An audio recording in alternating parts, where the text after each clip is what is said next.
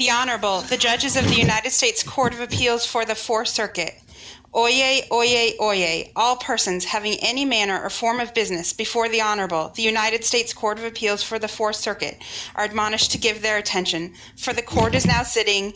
God save the United States and this Honorable Court. Good morning, Counsel, and welcome to the Fourth Circuit. We're pleased to be hearing argument in the first case with Cody Nelson versus Matt Warner. Ms. C., would you like to proceed? Thank you, Your Honor, and may it please the court. Just last year, 5 federal courts rejected challenges to ballot order statutes very similar to West Virginia's, and this case should not be the outlier. Because unlike those courts, this court has an even stronger reason to reach the same result. It already rejected a ballot order statute challenge 5 years ago, holding in no uncertain terms that any benefit from a candidate appearing higher on a ballot is, quote, not a constitutional concern. In light of the Supreme Court's decision in Rucho, that holding is enough to dispense with this case on jurisdictional grounds. But in any event, that holding makes clear that appellees cannot prevail on the merits either. So turning first to the jurisdictional issues. How West Virginia allocates the benefits from any first-place position on a ballot is a political question, not a judicial one. Appellees raised 2 primary arguments in their brief why Rucho shouldn't apply to this context. They argue first that this case isn't really about... Excuse me, just 1 minute, Ms. C. You just finished telling us that 7 courts had ruled within the last year or 2 on these ballot order statutes. So how many of those said that they were not ruling because of a political question? Most of the courts addressed them on the merits, did they not? Respectfully, Your Honor, they did not. Only one of the courts in the recent batch of these cases in the past year and a half reached the merits. That was the 8th Circuit's decision in Pavek. And that decision was on a stay posture where there was only a question of a likelihood of success on the merits. And there, the court's jurisdictional analysis was extremely short. It was a couple of sentences on standing, a couple of sentences on political question, where the only reference to the Rucho decision was a CF citation, which suggests that even the 8th Circuit knew there was some tension. The history of ballot order cases, there are numerous cases in which the courts have addressed the merits. Why does Rucho change that? Because that was certainly a gerrymandering case. There's certainly a history of those cases, but that was also true for partisan gerrymandering cases. Rucho makes clear there were decades of decisions wrestling with these issues before.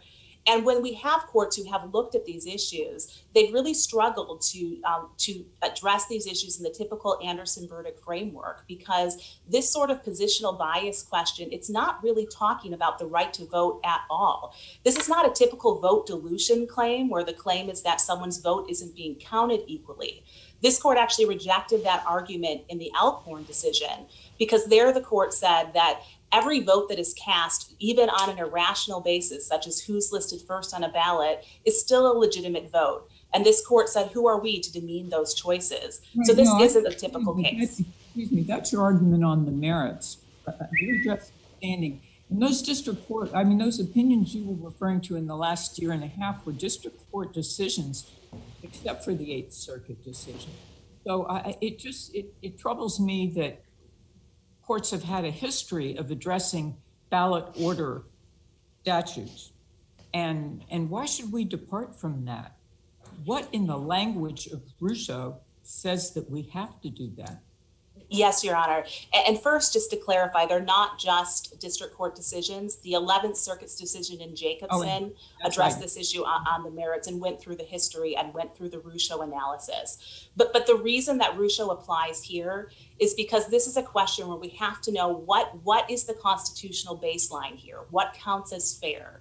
And this is what makes this sort of partisan case different from a voting rights case. In a typical vote dilution case, the constitutional default is 0 restrictions. So if the severity of a burden from a state law is, say, 2.94%, we know that's the burden. But that's not true here, because what Rucho makes clear is there is no constitutional right to a process that has no partisan decision-making at all. And the Constitution actually tolerates even highly partisan processes. So that's the problem. Let me follow up with one question then. What if your statute, the West Virginia statute, said that if a candidate appeared in boldface type, the winner of the last election, instead of the ballot order, the whoever won the election in 2020, the candidates were entitled to appear in boldface type on the ballot if they were in the same party as the winner of the presidential election in West Virginia. You're saying that Russo would prohibit a court from looking at that? Not necessarily, Your Honor. I don't think Russo would address that question because we wouldn't have the partisan considerations there. That's the unique factor that Russo was focused on, because we don't know from the Constitution how much partisan consideration is appropriate. This isn't a case where we start from the default that you can't have any burden or any burden on perhaps a candidate's ability to participate or compete. For better or for worse, our constitutional system tolerates some partisan considerations, and that's why we do have the precedent in this circuit of a case on point, the Alcorn case, and how do we deal with that case? I know it was for Rucho, but we didn't have any difficulty in getting to that case. Well, Your Honor, of course it was before Rucho, and I do respect that the court reached the merits, and the state certainly agrees if the court would like to reach on the merits. Glad we agree on that. So having agreed on that, when we look at Rucho, and I'm fairly familiar with the Rucho case, you know, the plaintiffs here aren't asking us to allegate the primacy effect vote fairly. What they're asking us is a fair chance to be at the top of the ballot. And whether you consider the harm to be de minimis or not, it is actually documented. There is a significant difference. And the type of plaintiffs you have here, it indicated a specific type of harm that affects them in terms of not being at the top of the ballot. It's not a question of the primacy vote being fair, which the court has maybe in Rucho determined to be political. We don't have that at all here. Well, Your Honor, respectfully, we do, because if the basis the state is using is a partisan basis, then we have to know how much partisan consideration is appropriate. And that's what makes it a political question, because the Constitution doesn't answer that. But when we turn to the merits, even if we look at this as a merits issue and we look at the severity of the harm, so we're now moving to the merits. You're moving away from that issue into the merits. Now you want to deal with that, and are we going to deal with it in an Anderson verdict framework? Your Honor, I'm happy to move to the merits unless the court has additional questions on the political question. You just brought up merits, and maybe you're confusing me. Maybe I didn't quite understand you. I thought we were dealing with this whole question of jurisdiction and just disability. My apologies, Your Honor. I thought your question talking about the severity of the burden was moving into the merits. So I'm happy to discuss that point.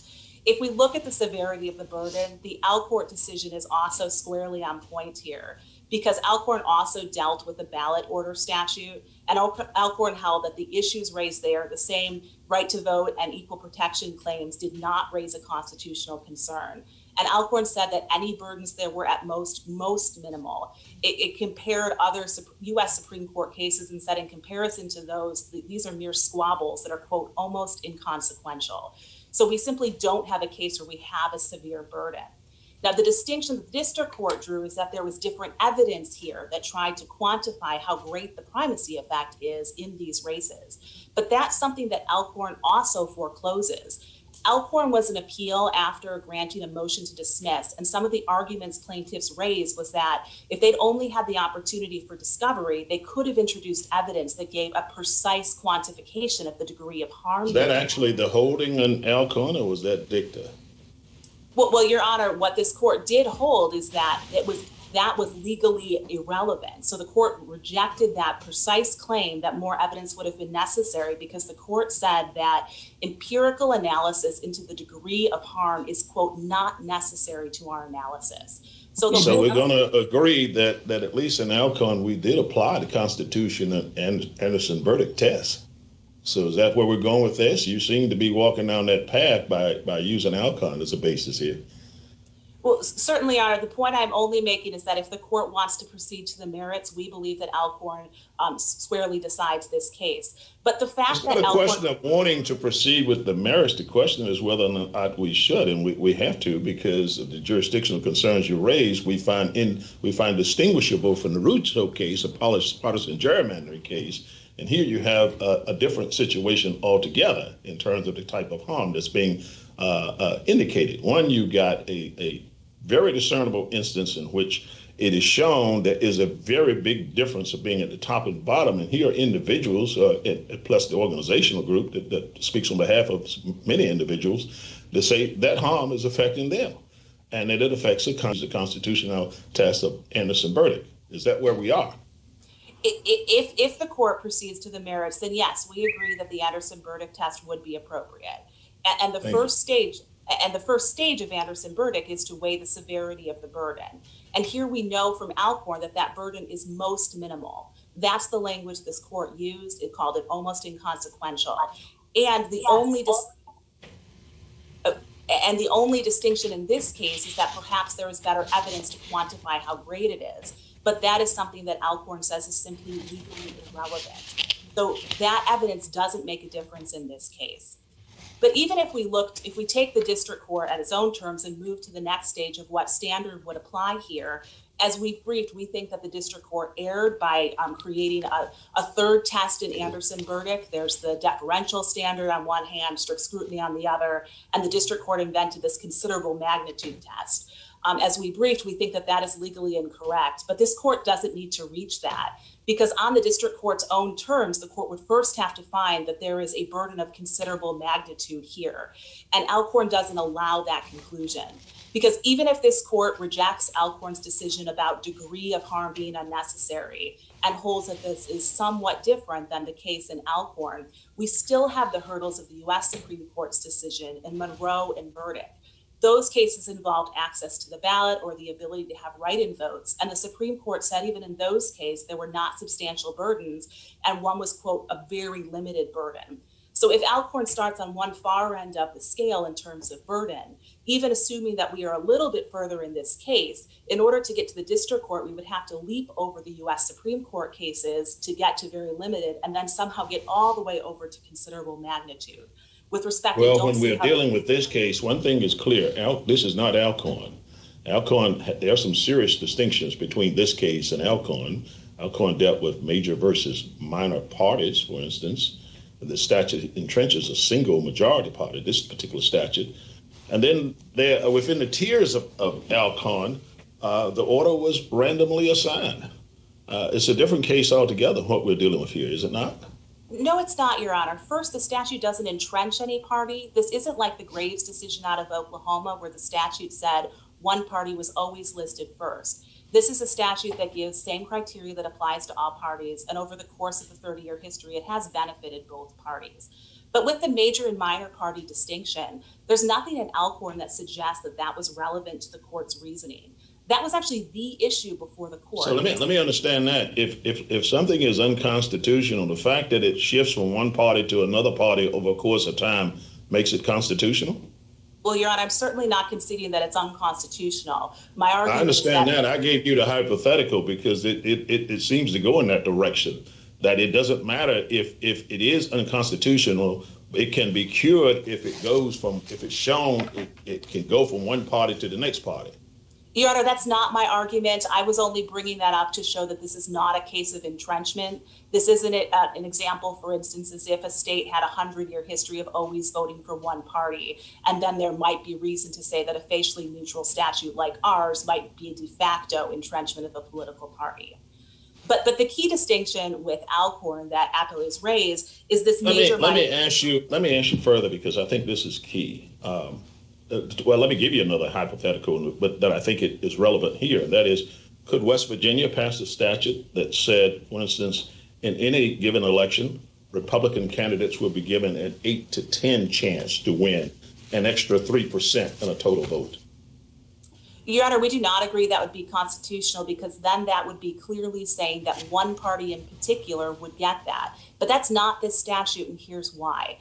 This statute but it is the effect of this statute. It is the effect of it in terms of how it actually is applied and what happens. Your Honor, it is a necessary result that some party has to be listed first. So some party is always going to have the primacy effect, taking plaintiff's evidence at face value. So the question is, what is the process the state uses to make that unavoidable decision? And here we have a neutral process that looks towards past election results. This court in Alcorn actually said that there is merit to using that method because at least it has the benefit of having this, showing that the state's decision has the support for individuals in the state itself. So what language in Alcorn are you referring to that? Because as I read Alcorn's saying that there's a state interest in reducing voter confusion by keeping the parties that get more than 10% of the vote in the top of the ballot. And also it has the advantage of maintaining party order symmetry across many different offices on the ballot. Alcorn doesn't seem to support the rationale that you're arguing, particularly because Alcorn didn't treat the major political parties differently, did it? It did not, Your Honor, but this court's analysis at Alcorn says that there is no constitutional concern at all. It was about the type of injury at stake, not who's hurt by it. If the major minor party distinction was relevant, we would have expected Alcorn to say that, or we would have expected any of the other two-tier ballot cases that appellees cite to reference that, and they're simply silent on that question, because that's not what mattered for Alcorn. What mattered for Alcorn is that this is an injury that is not of constitutional concern, and at the very most is a most minimal burden. So even under Anderson verdict, it survives constitutional review. Speak briefly, if you will. Speak briefly, if you will, to this court recently in the Batten versus McAllister case I'm sure you're familiar with. It was South Carolina's winner-take-all method of electoral college. We said it was justiciable, and that case came after Rucho, and it also dealt with questions of political process. If we could hear that claim, why can't we hear this one? Of course, Your Honor, it's not West Virginia's position that any claim of political process is itself a political question. It didn't have the same partisan element where a partisan basis was the basis for decision in that case. It's also different because there was both a long history of adjudicating those claims and very clear Supreme Court precedent how to do it.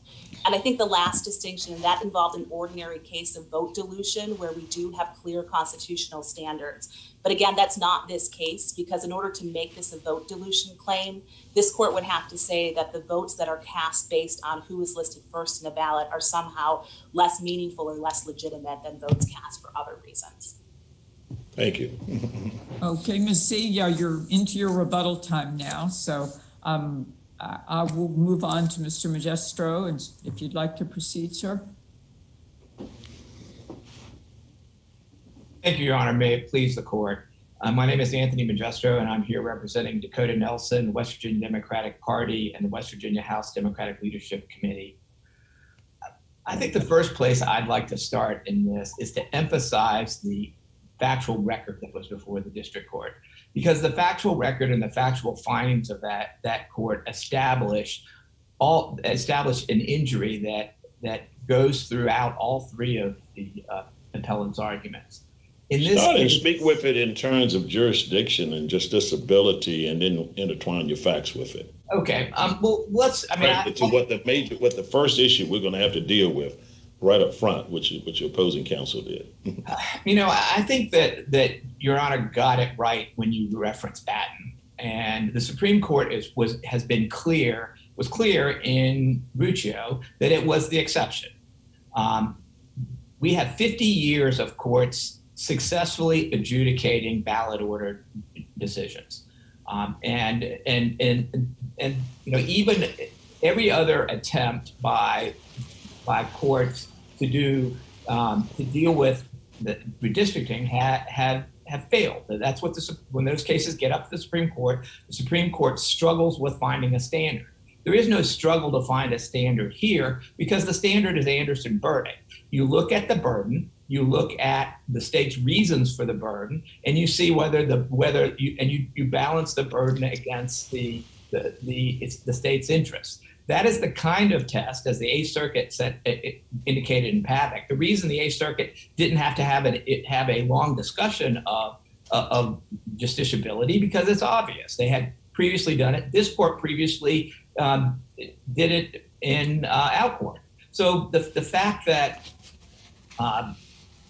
those distinguish this case significantly from Rucho. Well, what is it that you would want the court to do? Assuming there's even an injury here, what is it that that you want us to do? I think, Or the court at all? well, what the court did is the court very succinctly ordered an injunction that stopped the enforcement of this statute. The court said it's not my job to decide which of a number of constitutional Right. In fact, the court said that the district court said, and you conceded, I think, that the court cannot order the state to adopt a particular order or method in its ballot process. So how is any perceived injury even redressable? The injury is selection of ballot order, which gives the other party a 5.88% advantage on a discriminatory partisan. Well, who won Mr. Nelson's election? Who won who was the top vote getter in the election for the candidacy Nelson ran for? Mr. Nelson finished last and was listed last. No, but my question is, who finished first in that race? Was Mr. Hornbuckle a Democrat, right? Right, that is true. And we're so not. Then what does that do to your injury argument?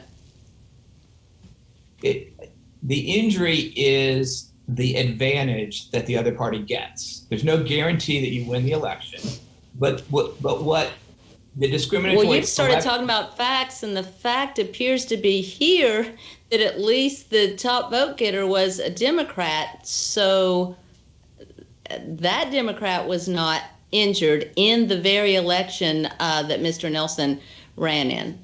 We have never argued that ballot order is outcome determinative, and it doesn't have to be. Okay, that's what I thought I heard you saying. Yeah, it doesn't. What it does is, in a significant number of races, it is outcome determinative. The record in this case established, and we've listed them in the brief, numerous elections where the margin of victory was less than the 5.88%. That the primacy effect gives the Republican. Mr. Registro, what if Joseph Biden had won West Virginia in 2020? What would be your injury standing in court today? Well, he didn't. So for the next election, this is the hypothetical.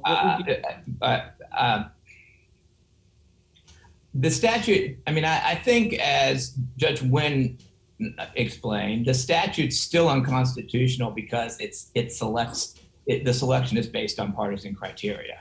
That's getting to the merits, isn't it? I think Judge Keenan was asking about your injury. Well, there would be no. I don't think there would be an injury. None. An injury to the Democrats for the next 4 years. However, that didn't happen. We're going to have 2 more elections, and as Ms. C said, she said this is a case where the statute's gone back and forth.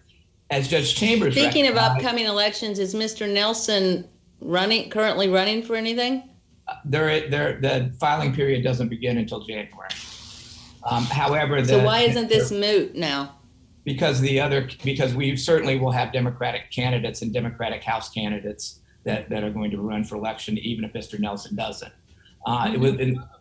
Yeah, a lot of decisions, though, dealing with ballot order in cases across the country refer to your position as a generalized political grievance rather than an injury. Could you address that? In other words, our people don't do as well under this. Why isn't that just a generalized grievance? Well, given the evidence of the effect, it's way more than a generalized grievance. It's scientifically and statistically been established that it's a 5.88% difference. It's like if you gave the other party a 5.88% advantage. I think in whatever the burden is, the important part and the merits of it is that the state's interests are not served at all by the burden. If we just did what Virginia did and flipped a coin or drew lots for party, all of the state's interests would still be adequately served by that selection. And so that's the important thing. So you don't even, it doesn't matter what the standard of review is. It doesn't matter how big the burden is. Once you balance it, the plaintiffs win because the state has no interest in selecting ballot order based on a partisan discriminatory basis.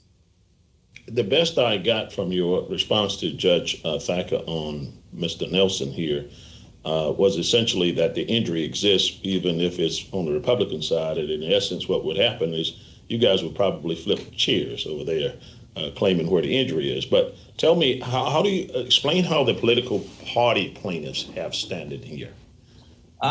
Well, even the case law cited by the defendants the cases that went the other way, acknowledge that when you identify specific candidates that are running, like we did, and a specific injury to those candidates, that the party has standing. For example, in this case, we had the House Democratic Leadership Committee. There will be Democrats running for the West Virginia House of Delegates that there were in the last election, there were in the election before, there will be in the future, aside from whether or not Mr. Nelson runs. And Mr. Nelson, I think it's important to note, has run in 2 elections in a row, and there's no indication that he's not going to run. Same is true. But there's no indication that he is. And when you keep saying in the future and there will be, that makes me think that sounds in mootness to me, that there's not an active controversy right now. Well, because you said the time for filing hasn't even occurred yet for the next election, and the November 2020 election about which you complain is over. Yeah, I'll point out, Your Honor, that that the plaintiffs tried very hard to have this decision go into effect before the November 2020 election. And second point I would make is this is the That's classic fair. Capable of repetition yet evading review. This is going to keep happening in West Virginia. Okay, but what about the point that Mr. Nelson, since he's the individual vehicle here for the claim, at least on as an individual plaintiff, that he is seeking to redress a past injury, isn't he? Just in the temporal context that we have here, we have only a past injury. We don't have an allegation that he will be running in the future, not in these pleadings as I see them. So don't we just have a past injury, and how do we grant relief for a past injury? Again, I think this is the classic capable of repetition yet evading review. The record in this case was established prior to the election. We have a candidate that has indicated has run twice, and there's no evidence that he's not going to run. And in addition, we have the party, the other political party plaintiffs who most certainly will have elections in the future. But you know, in Alcorn takes a direct stab at your argument, it seems to me, because Alcorn says that ballot order does not deny the right of a political party to form or associate in a political organization, okay?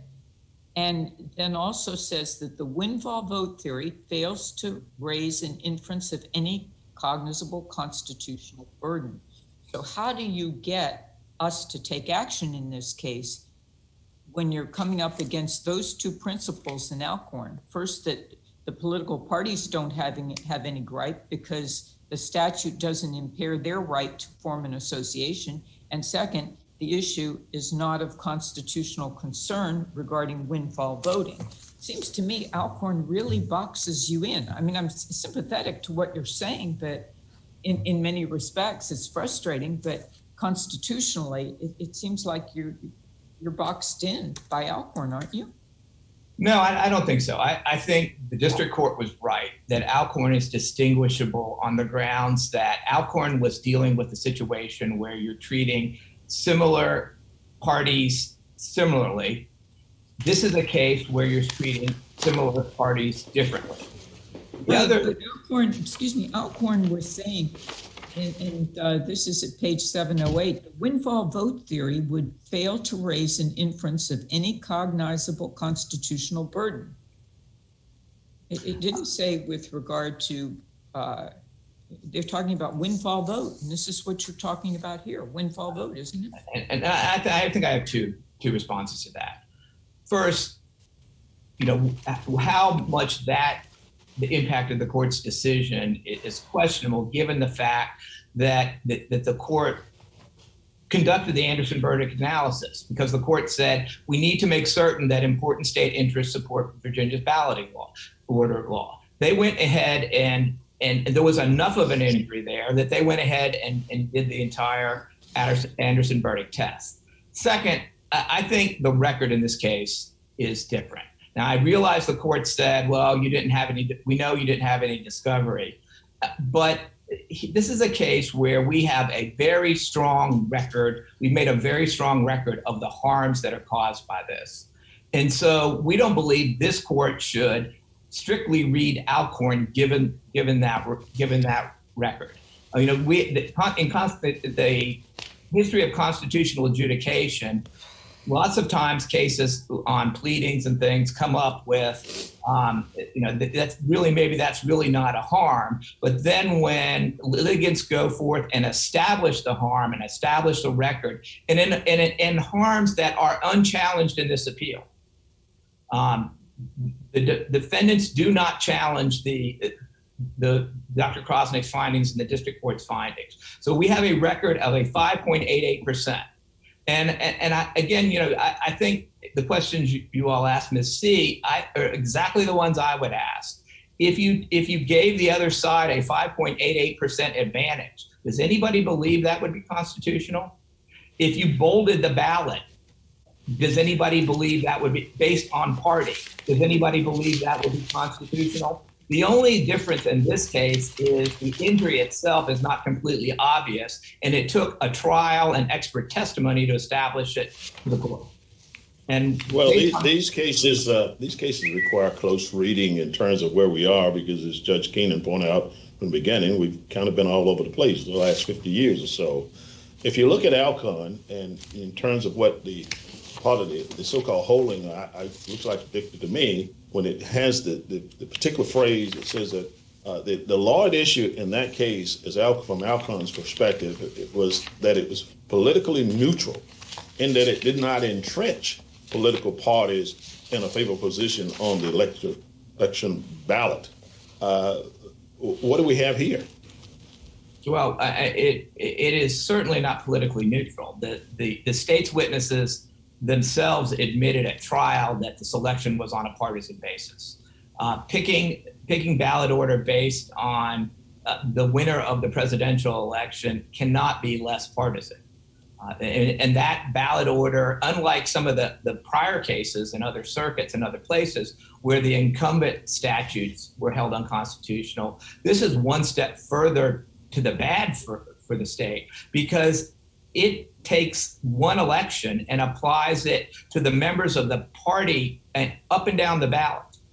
And if anything, that is a stronger burden on it. So what if West Virginia had a system where it rotated which party's candidates had the first spot? For example, in the 2020 election, the Republican candidates had the top spot. In the 2024 election, the Democratic candidates would be, and so forth. Would that be acceptable to you, or would that still, in your view, harm candidates' electoral process based on their party affiliation? Because that would be based on party affiliation. Well, it would be based on, you aren't discriminating based on the party, because every party would have an equal chance. It would vary on the course of the election, but every party would have an equal chance. And so, in any particular election, there would still be a windfall benefit that you claim is the unconstitutional burden.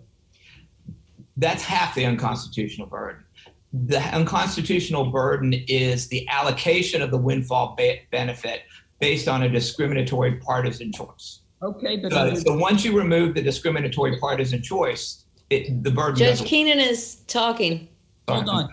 Once you say that the Democrats get the top spot or the left-hand spot on the ballot in 2024, aren't you, under the evidence you presented, automatically allocating them 5+ percentage points? And why doesn't that constitute discrimination under the analysis you're offering today? Because it's not based on, because you would weigh those burdens against the state's interests. We agree, somebody has to be first. That the idea that putting the ballot in a standard order, all of the state's interests are not invalid interests, and but none of the state's interests require having the selection of who goes first made on a partisan basis. So can I go back to my question of what you want the court to do? Is it that you want the court to declare this method unconstitutional and then it goes back to the legislature or the Secretary of State to figure out a way to address it? Yes, and that is consistent with the way election cases work. When this court or another court says redistricting is unconstitutional because it violates the one man, one vote principle, the court doesn't, on the first instance, redistrict. The court sends it back to the legislative bodies to get it done. And in this case, we have plenty of time to get that done if this court rules. So we're happy with any of the choices that would permit the selection of who's first on a nonpartisan, non-discriminatory, fair chance basis. And that's exactly what the court did below. So we think, all we think you need to do is affirm Judge Chambers. And the legislature then gets the opportunity. Essentially, all we need to do is reinstate the injunction, is what you're saying. Exactly. Okay, anything further, Mr. Magistra? Not unless anyone else has any other questions. Okay, thank you. Ms. C? You need to unmute. Thank you, Your Honors. You think after a year I would have that down. I think it's important to note the particular arguments that appellees are raising here. They're not arguing that it's inappropriate to consider partisan considerations at all, because they agree that it is a fair interest for a state to have party symmetry. So there can be a choice to have all Republicans first or all Democrats first. So we have some partisan consideration. The question is whether the standard West Virginia has chosen is a constitutional way to do that. And Alcorn answers that question. And here's why. It speaks in absolute terms. It does not say that it's okay to discriminate against minor parties, but not major parties. It says what mattered is that all of the parties in Alcorn were subject to the same standards. They all had the same opportunity to get into the top tier. It's unclear why there's a matter of constitutional significance to use similar standards to get into the top tier to get to the top place, especially when we're in an area that the Constitution specifically entrusts to the discretion of state legislatures. Making distinctions between tiers and places is simply not something that the Constitution gives a standard for or allows.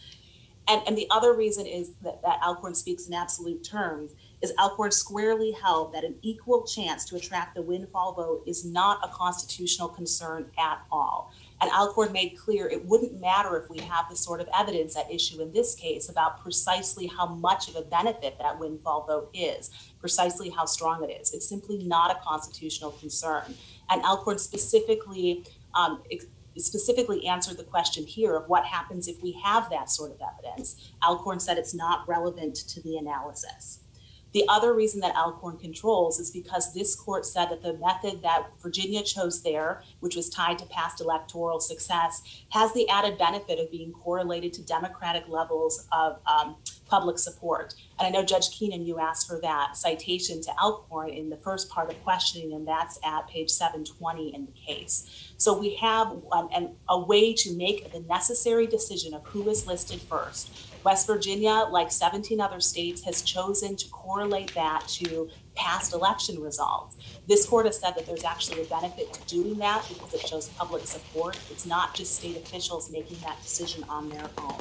So Alcorn So Alcorn said the issue, as I asked your opponent a question there, that the issue there is politically neutral in that it did not entrench a particular political party in a favored position on the elected ballot. Here, the answer is somewhat different, is it not? Well, it's not, Your Honor, because in Alcorn, the state looked towards past electoral success to decide which parties made it into the top tier. And Alcorn was clear that they were the same standards for major and minor parties. So if over time the Libertarian Party increased in support, they would have the same opportunity to get into that tier. And that's what's happening here. It's the same standard for Republicans and Democrats or Mountain State candidates or any others. If they achieve the top vote in the last presidential election in West Virginia, then they have the opportunity to be in the top spot. So it's the same situation of using a neutral criteria. Every party has equal opportunity to hit that benchmark. And this is not simply a legislative official choosing someone who he or she prefers. This is not the legislature automatically making that decision of which party goes to the top. It's the legislature saying, we have to make this decision somehow. We know it's important to reduce voter confusion and to increase administrative efficiency in order to have party symmetry. Voters, it's helpful for voters to know where their parties are going to be in all the different races.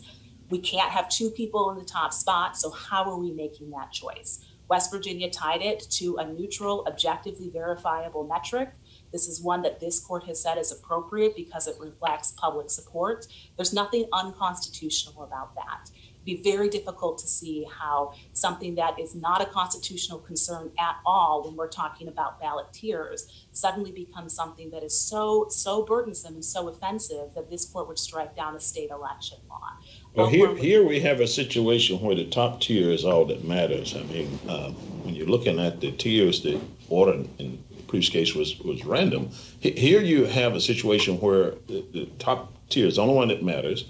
And when we look at the utility of the Anderson verdict framework, we're in a balancing test. A balancing test of the right to vote versus the state's interest in imposing a burden on the citizen. How do you speak of it from the framework of Anderson verdict?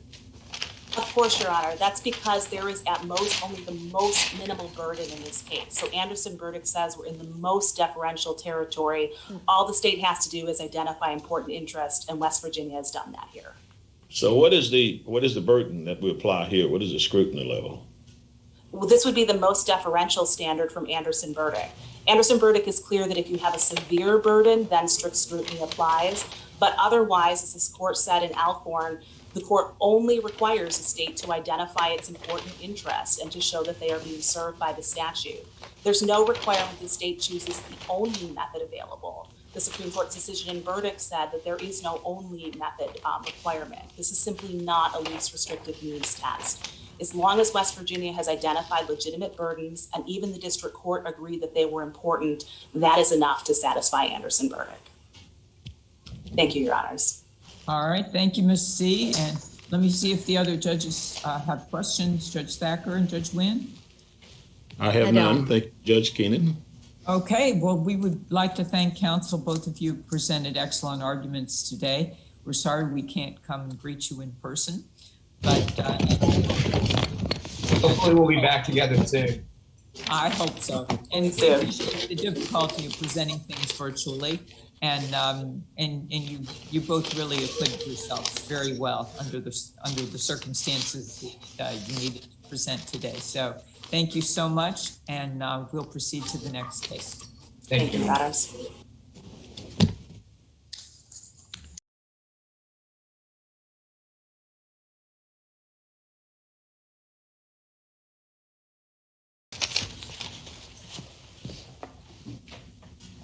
Counsel, we're proceeding now in the case of U.S. versus Marisa Renee Comer.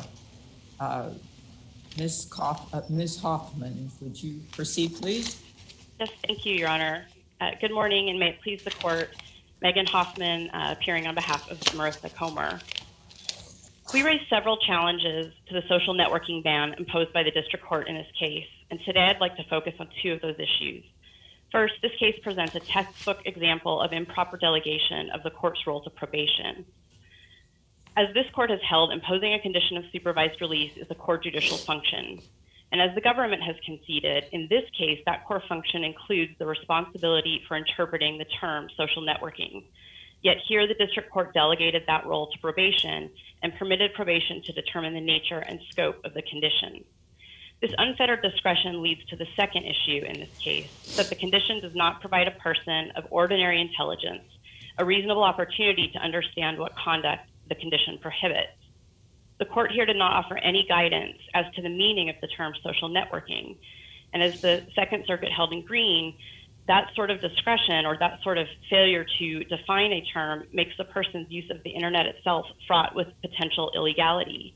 For these reasons, this court should vacate the social networking condition and remand to the lower court. This court has Hoffman, you could start out in talking about the definition of social networking site, why the definition the Supreme Court of the United States provided in Packingham is not sufficient to provide enough guidance. Your Honor, I think that the definition in Packingham, the court did not necessarily define a finite definition in Packingham. The court recognized in Packingham that websites such as Facebook and would be something that is commonly understood as social networking, but they also recognized that websites like WebMD and WashingtonPost.com could also be considered social networking sites. The government here has proposed a standard that is an account, a website in which a person has to create an account and can interact with other users online. However, that really opens it up to any account. It could be Amazon, it could be Facebook, it could be, as we mentioned, Washington Post, as the court recognized in Packingham. And frankly, the definition of social networking is not easily defined by how we use the internet. You're saying the court was required to give a laundry list of sites that she was banned from? No, Your Honor, that's not what we're saying. What we are saying is that the court did need to provide some sort of parameters under which the probation officer would implement and manage Ms. Comer on this condition. And a more... What kinds of parameters? Your Honor, I mean, I think we noted in our briefing that Ms. Comer, for example, already is subject to the computer monitoring condition. It's 24/7 monitoring. But if that were not enough, then something along the lines of an account in which the user had to create an account and it permitted private communications between users. I think if there were private communications, that is not something that Amazon permits, for example, where you are entering a product review, but instead it would be something like Facebook, where you can send private messages to different users. That would also be targeted to the conduct that the government, the district court was addressing at the hearing below. Okay, Ms. Hoffman, let me read you the Packingham definition. And I agree with you, it didn't purport to be a universal definition. But what's wrong with it? What's vague with it? A social networking site facilitates social introduction between two or more persons for the purposes of friendship, meeting others, or information exchange, through the use of personal profiles and the ability to communicate through a chat or message board feature. Now, there's no question there are going to be examples, such as those that you provided, that fall within that. But why isn't that a sufficient guiding framework for a court to use in instructing a defendant as to what behavior is expected on supervised release? Your Honor, I think that there are a couple responses here. First of all, the district court didn't limit the condition in this case as the Supreme Court defined it in Packingham. But even if it had, in this particular case, it still has to be reasonably related to Ms. Comer's conduct and to her history and characteristics, the nature of the offense. And in this particular instance, the court, everyone agreed that it was Facebook at the time of the hearing that Ms. Comer had abused. But the term social networking on its own does not provide Ms. Comer with a reasonable understanding of whether or not Amazon would fall under that parameter, because Amazon, for example, is a site in which I make my user network and I share information and ideas with others on whether or not to buy a product, for instance.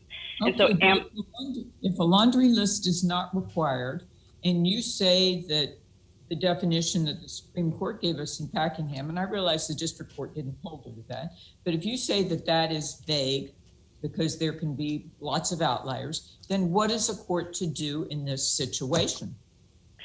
Your Honor, I think, as I mentioned before, that I would not object if the district court had imposed a condition here that prohibited Ms. Comer from from creating social networking accounts that permitted her private communications with others. In that particular instance, that is what occurred here, that she was using these sites and having private communications with others, and it was on that basis that probation filed the revocation petition based on her conduct in these private communications. So she could publicly solicit people to engage in, in this prostitution. If she did so publicly, it would be okay in a public context in network sites? No, certainly, Your Honor. And we're not arguing that what Ms. Comer, her conduct was okay. In fact, she conceded the computer monitoring that she had violated that condition. I think that the condition that's already in place, however, the standard condition that she brought from Washington was that she shall submit to computer monitoring covers that. Probation still has the opportunity to monitor those communications, and if Ms. Comer is engaging in any sort of illegal activity, that still would result in a violation of her conditions of supervised release. As this court has held in Miller, the court gets to determine the whether and the how of the condition, and probation only gets to determine the where and when. But here, probation got to determine the scope of the condition, and probation took an I'll know it when I see it approach. When the district court specifically asked probation, how do you want this worded? She was clear to explain to the court that the condition as it's drafted in the District of North Carolina says that it's any social networking restriction without approval from probation. And she, in fact, noted that that would include websites such as LinkedIn, although she said she wouldn't prohibit her from that. Her statement indicated that probation thought she did have the discretion to prohibit her from LinkedIn if she wanted to. That is the problem with this condition, is that the unfettered discretion provides subjective, it allows probation to exercise a subjective opinion on whether or not a particular condition is a social networking site, because the court did not give her any guidance.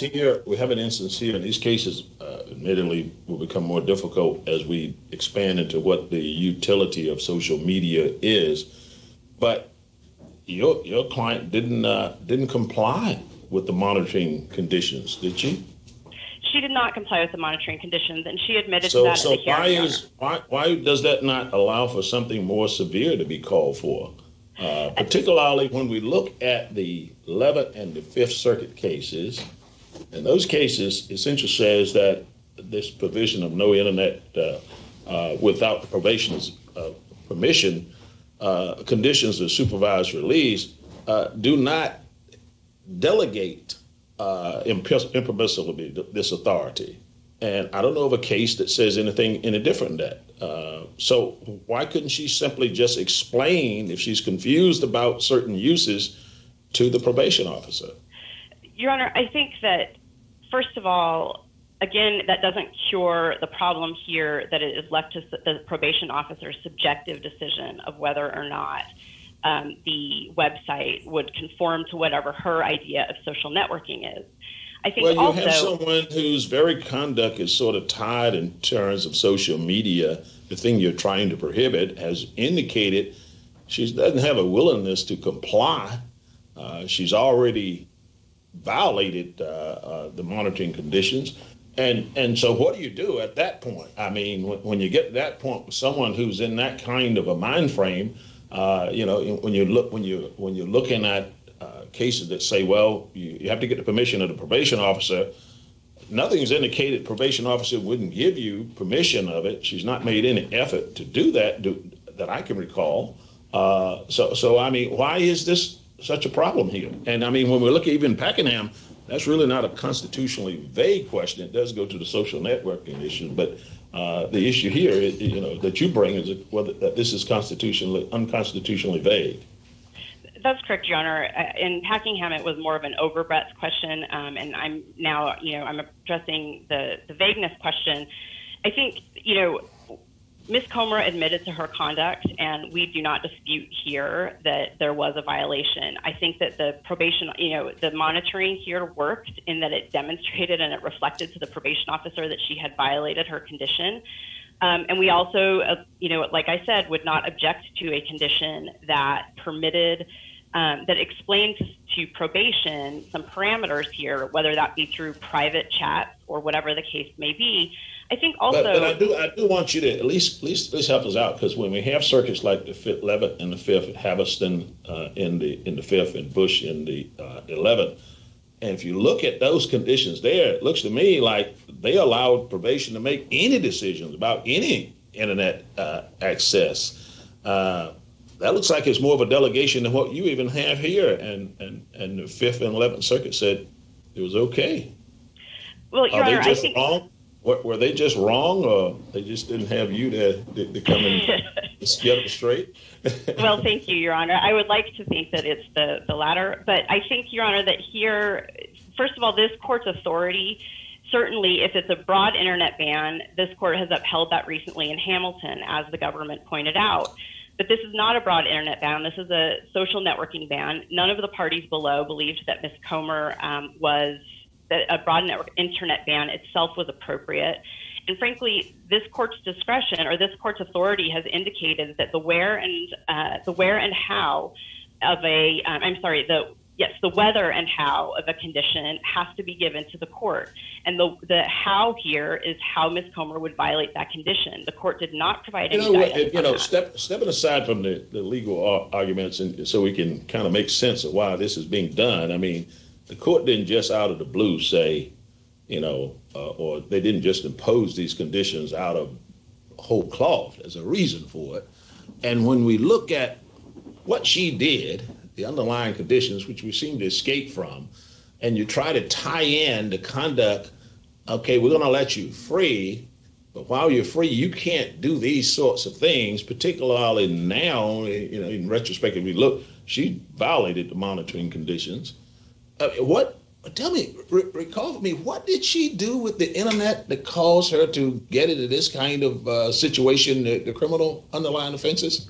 The underlying offense, Your Honor, was Ms. Comer herself was trafficked from an older gentleman, I think 3 decades older than her. I got her part, and it's a very sympathetic situation for what she did, but that's really not the focus here. I want to move to what she did, and whether it's excusable by the fact that mitigated by the fact of how she got there is one thing. I got that, and it's a very difficult case, I must admit.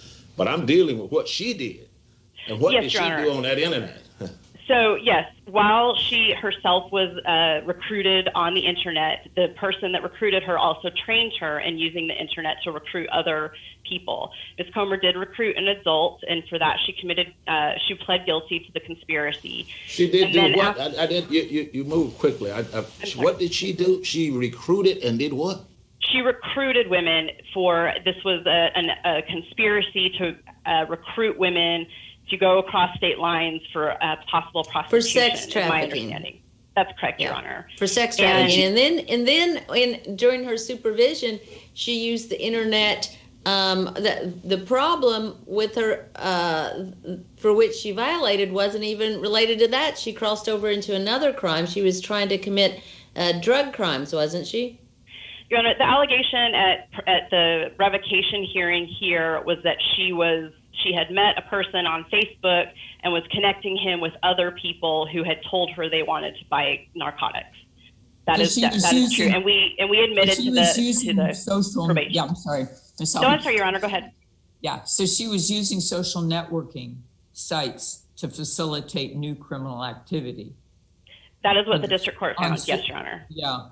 So, what can the court do? I mean, let's leave aside that this is your client and you're advocating for her. What are the legitimate bounds of what a court can do? I haven't heard your answer on that. When you have a client, yes. You have a defendant who is given a chance and then continues to violate the law and uses social networking sites as a tool for breaking the law, what can a court do? Yes, Your Honor. If I see my time is running, can I answer, please? Yes, Thank you. Yes, Your Honor. I think we are sympathetic, and I am not saying that the district court could not have imposed the condition here. We agreed that a ban on Facebook, for example, would be entirely appropriate given Ms. Comer's conduct. I think that there are two things to note here. First, this is a standard condition in North Carolina, and so this doesn't only apply to Ms. Comer.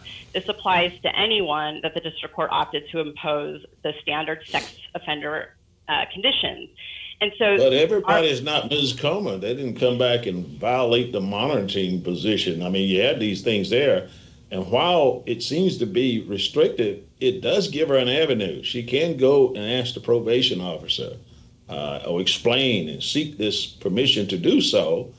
It seems somewhat reasonable given the fact that when they put it on her, she just didn't do it. And the evidence shows she physically, emotionally, psychologically abused a developmentally disabled young woman using the social network. Sympathetic client in some ways and then not sympathetic, but dealing with the strict means of how the court is trying to handle this situation. This is not the 11th and the 5th Circuit cases I point to you again, which it was much broader. I mean, you may characterize it as being somewhat different, much broader. This has a restrictive, has some limitations. I mean, she could get it from the probation officer. And from a constitutional perspective, given all that we're dealing with, how is that vague?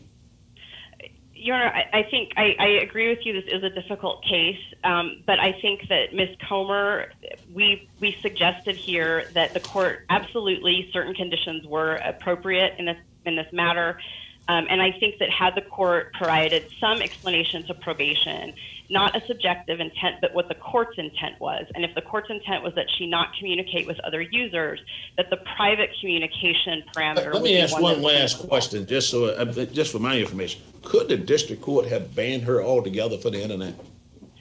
Your Honor, I think that under the Hamilton case, yes, that was a possibility. However, at Ms. Comer's hearing, no one suggested that was appropriate. But even so, when I hear that, then I wonder, why are you complaining if they give you something less, than what they could have given you? Your Honor, I think that as implemented here, this is not a workable condition. With the way that we use the internet, the fact that I'm on Zoom right now with you means Ms. Comer would have to go and ask her probation officer if she could, participate in a job interview, for example. Tell me this at this point, and I'll leave it be so we can move on. Yes, Your Honor. If we went in your direction, could the district court now come back and say no internet? I've revalued. You don't get internet. I think certainly the probation and the government could ask for that for Ms. Comer, but certainly none of the parties believe that was appropriate at the prior hearing. I can't speak for counsel, but I would assume that counsel could argue that is not the most limited or narrow use of the condition as required by the statute. Thank you. Thank you, Your Honor. All right. Thank you, Ms. Hoffman. Mr. Enright?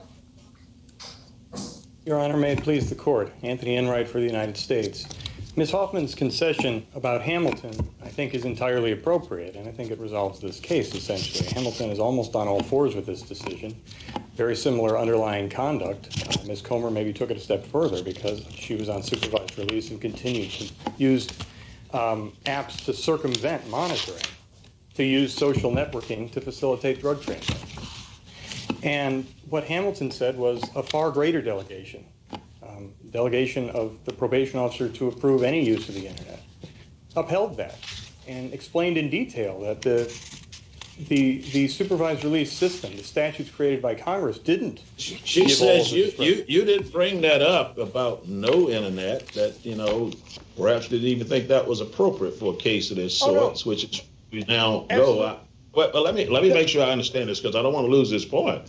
And sure. If Hamilton permits the judge to do no internet, and this is a lesser one, but the proceedings below, that consideration never came up at all. Given what we are dealing with here, if you are looking at it, you might say it's on all fours, could have done it.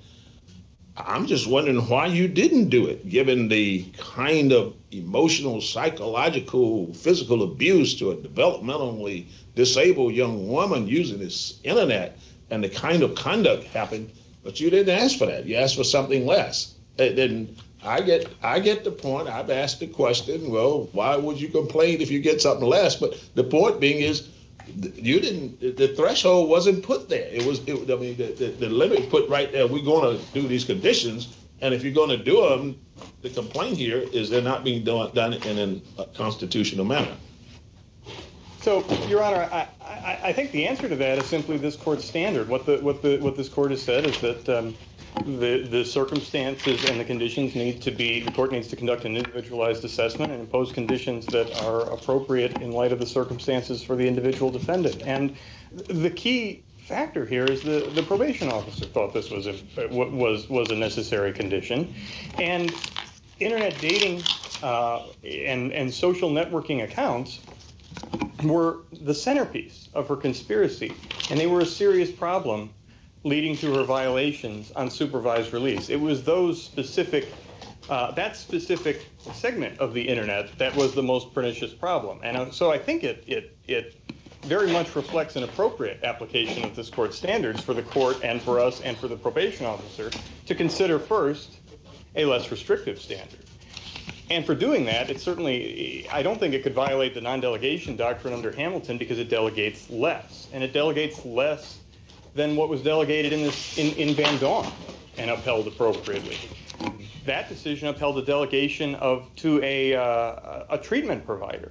A very broad statement. You have to follow the rules of the treatment provider, and the treatment provider, kind of like Ms. Padilla in this case, testified, here's the rules I'm going to enforce, here's what they are. There was no requirement that the court take the extra step of putting in the judgment, okay, I heard your testimony, that is officially what you're bound to.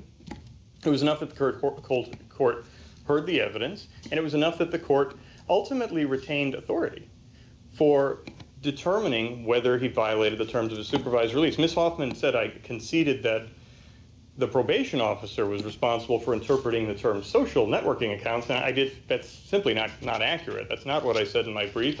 The district court, the judge, retains the prerogative of interpreting that term, so the defendant is always able to go to the district court and say, the site I was using, I believe it was not a social networking site, and it would be up to the district court to make that decision. And that's a critical factor. It was a critical factor in Hamilton or it was a critical factor in Van Donk. And it applies here. So let me understand that, Mr. Enright.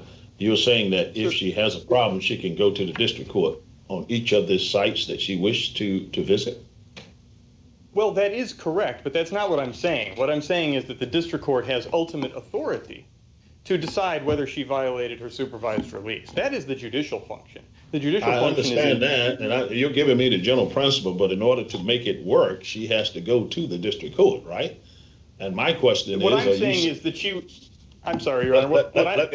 Let's make sure we'll... You're saying she's not... it's not like she doesn't have a remedy. She can go to the court on it. That's what I understand you're saying. But that means if she wants to go for each one of these sites, either she collect them in a basket and take it to the court, or she can come back and just keep asking, what about Tinder? What about Snapchat? What about Reddit? What about all these other ones, newspapers and things of that nature? And maybe the court eventually would fashion out some kind of guidelines for it to work with, but I don't quite understand it. Having that remedy may be there, but it's like the general remedy. We all have a remedy to go to the court if we have a dispute. The availability may be somewhat limited. I'm just skeptical a district court is going to spend a whole lot of time hearing all these complaints about whether or not someone should get to the internet or not when the district court has not been presented, not given the opportunity of saying no internet at all. That might be my inclination if I was there, if it was available, says, let me just fix this. Just don't go on the internet. Well, let me back up, if you'll permit me. Let me back up a second because I probably miscommunicated something because I think we're talking about two different things. The only thing I was referring to in my comments was the fact that if she is accused of violating the terms of her supervised release, she would always have the defense of saying to the court, Your Honor, I don't believe this was a social networking account. And the district court would retain ultimate authority for making that decision and deciding whether she violated her supervised release. And the reason I bring that up is because it was significant to this court in Van Donk that it wasn't an impermissible delegation of a judicial function. What I think Your Honor is talking about is something that is an authority the district court does have, is that she can go ask for a modification at any time.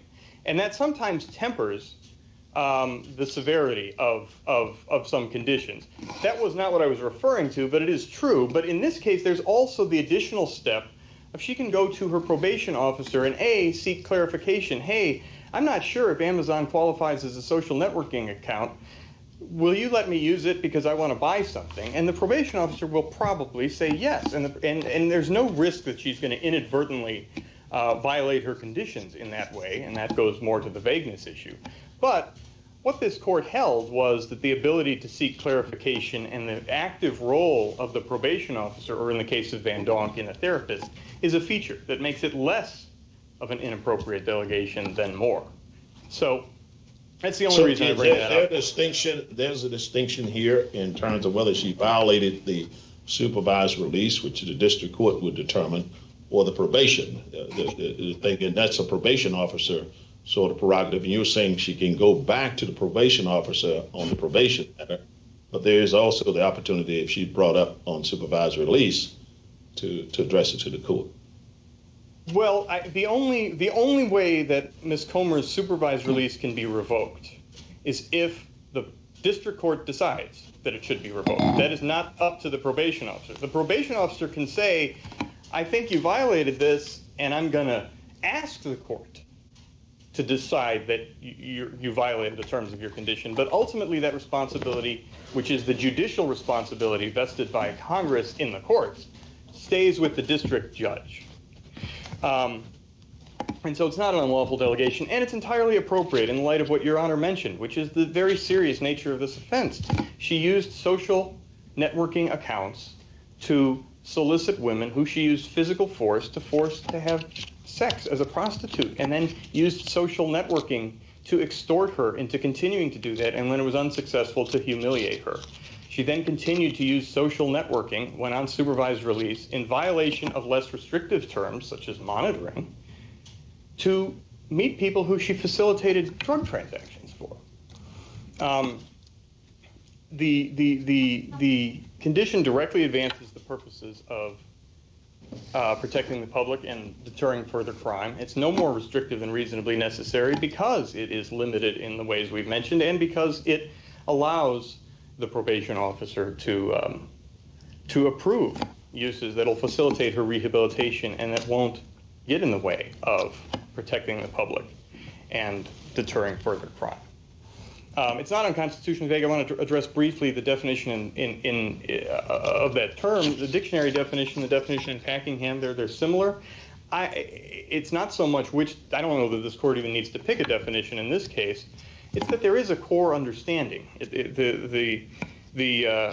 What this court held in Hamilton was categorical terms can provide adequate notice when there is a common sense understanding of what activities the categories encompass. And the fact that this court and the defense counsel in her opening brief used the term social networking readily, it certainly has a core meaning. And the fact that there might be gray areas or questions is, according to this court in Van Donk, certainly doesn't take it outside of, doesn't put it in the category of impermissibly vague. I won't belabor the point. I do want to briefly discuss the second issue raised by Ms. Comer, because I suspect Ms. Hoffman will raise it on rebuttal. The district court certainly didn't plainly err by declining to order the probation officer not to sit at counsel with the United States. Anybody ever held that? Nobody's ever held that, to my knowledge, Your Honor, and I think it's something even defense counsel concedes. This is a question for the discretion of the district court. The probation officer certainly occupies, it's a violation of the terms of supervised release is a breach of the court's trust, according to both the Supreme Court and this court's precedent and the sentencing guidelines manual. It's a breach of the court's trust. It's a violation of the court's order. So having the probation officer sit on the opposite side of the person saying, I didn't violate this court order, or I don't think I should be punished for it, is not... So do you agree that the probation officer is an arm of the court? Absolutely, Your Honor. Okay, so, and at a hearing where the issue is a breach of the court's trust, you have the court sitting at one counsel table, basically, since the probation officer is an arm of the court. Isn't that at least an appearance of impropriety, if nothing else?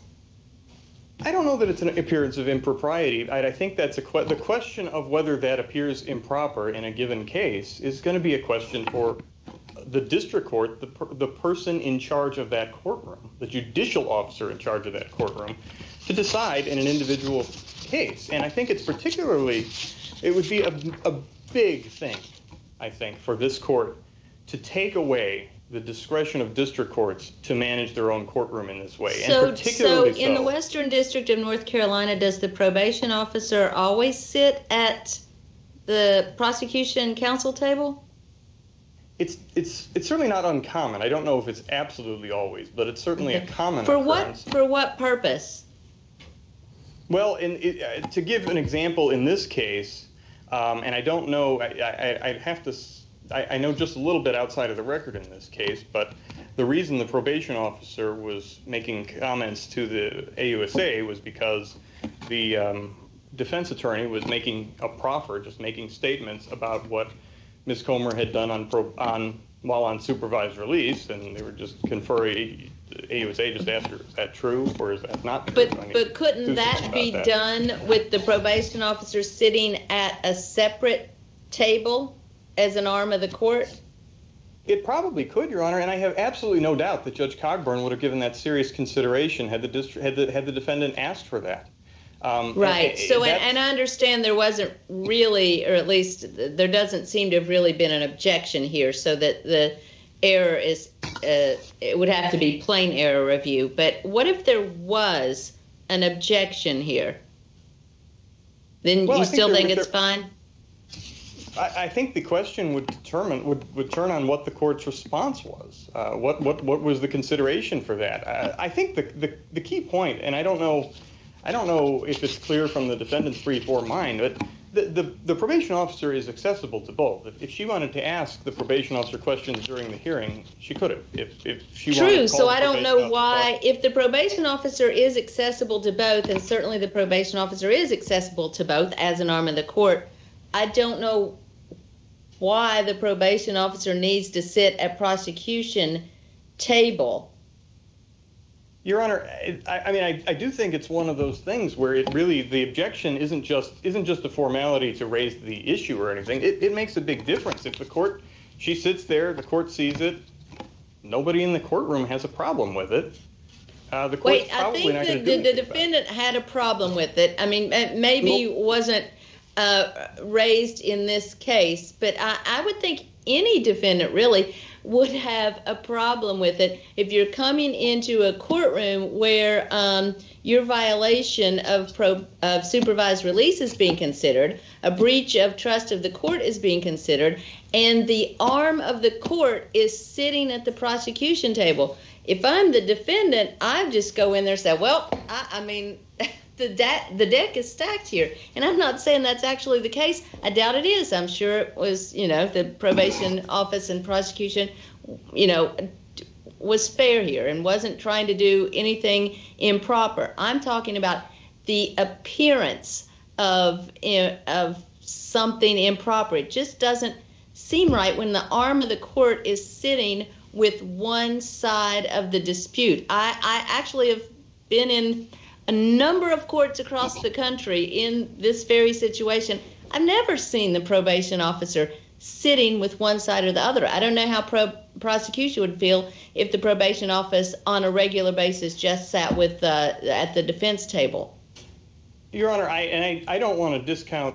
I don't want to discount the concerns you mentioned. I think they're very much an appropriate consideration.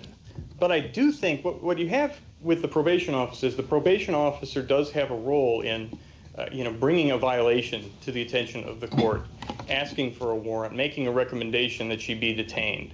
There is a degree of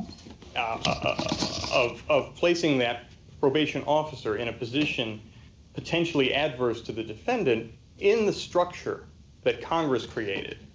And that So does let me create a bit ask of a- you, could you just embrace essentially what Judge Thacker is saying and just give the answer that, well, in this case, it's not plain error? Oh, I absolutely, mean, Your Honor. seems to It's not- be you're arguing a case that you don't need to argue right now. You argue your Well, case. This is a plain. Please let me finish. You know, sometimes I know you want to reach in because you come up here a lot. You figure this thing is going to come back up and you want to be consistent. But there are instances in which you could, you know, for purposes of this argument, says, you know, that may well be. I don't know. But here the issue is plain error, and it doesn't meet plain error. And where do you need to go beyond that to say, I mean, why do you need to get into all this business is unseemly and all this other stuff if it's not plain error? If it's not plain error, do you need to go any further than that? Absolutely not, Your Honor. It is not plain error. Then why do you? Then why do you? Judge In his Thacker defense, asked- I think because I kept asking it. him about it. Well, I'm saying you can answer a question in the affirmative. It says, well, it may well be, Your Honor. It sounds like that those are really serious concerns. And I'm not going to say no at this time. But what I will say is that it's not plain error. Is that a legitimate answer and respectful to Judge Thacker? That is absolutely a legitimate answer. I try to answer this court's questions if I can, whether I whether understand. I I need to or not. understand. Mine is not trying to give you an opportunity to answer it, but you know I do like to focus on the issues in the case. And when you find yourself in a situation, when you find yourself in a situation where a very compelling situation is being presented by Judge Thacker, and sometimes you can just say, "Well, I'm with you." That is a major problem, but this is plain error, and then move This that. absolutely That's a is good plain answer. error, Your Honor. And I will go a step. Yeah, but Mr. Enright, don't we have something a little more going on here?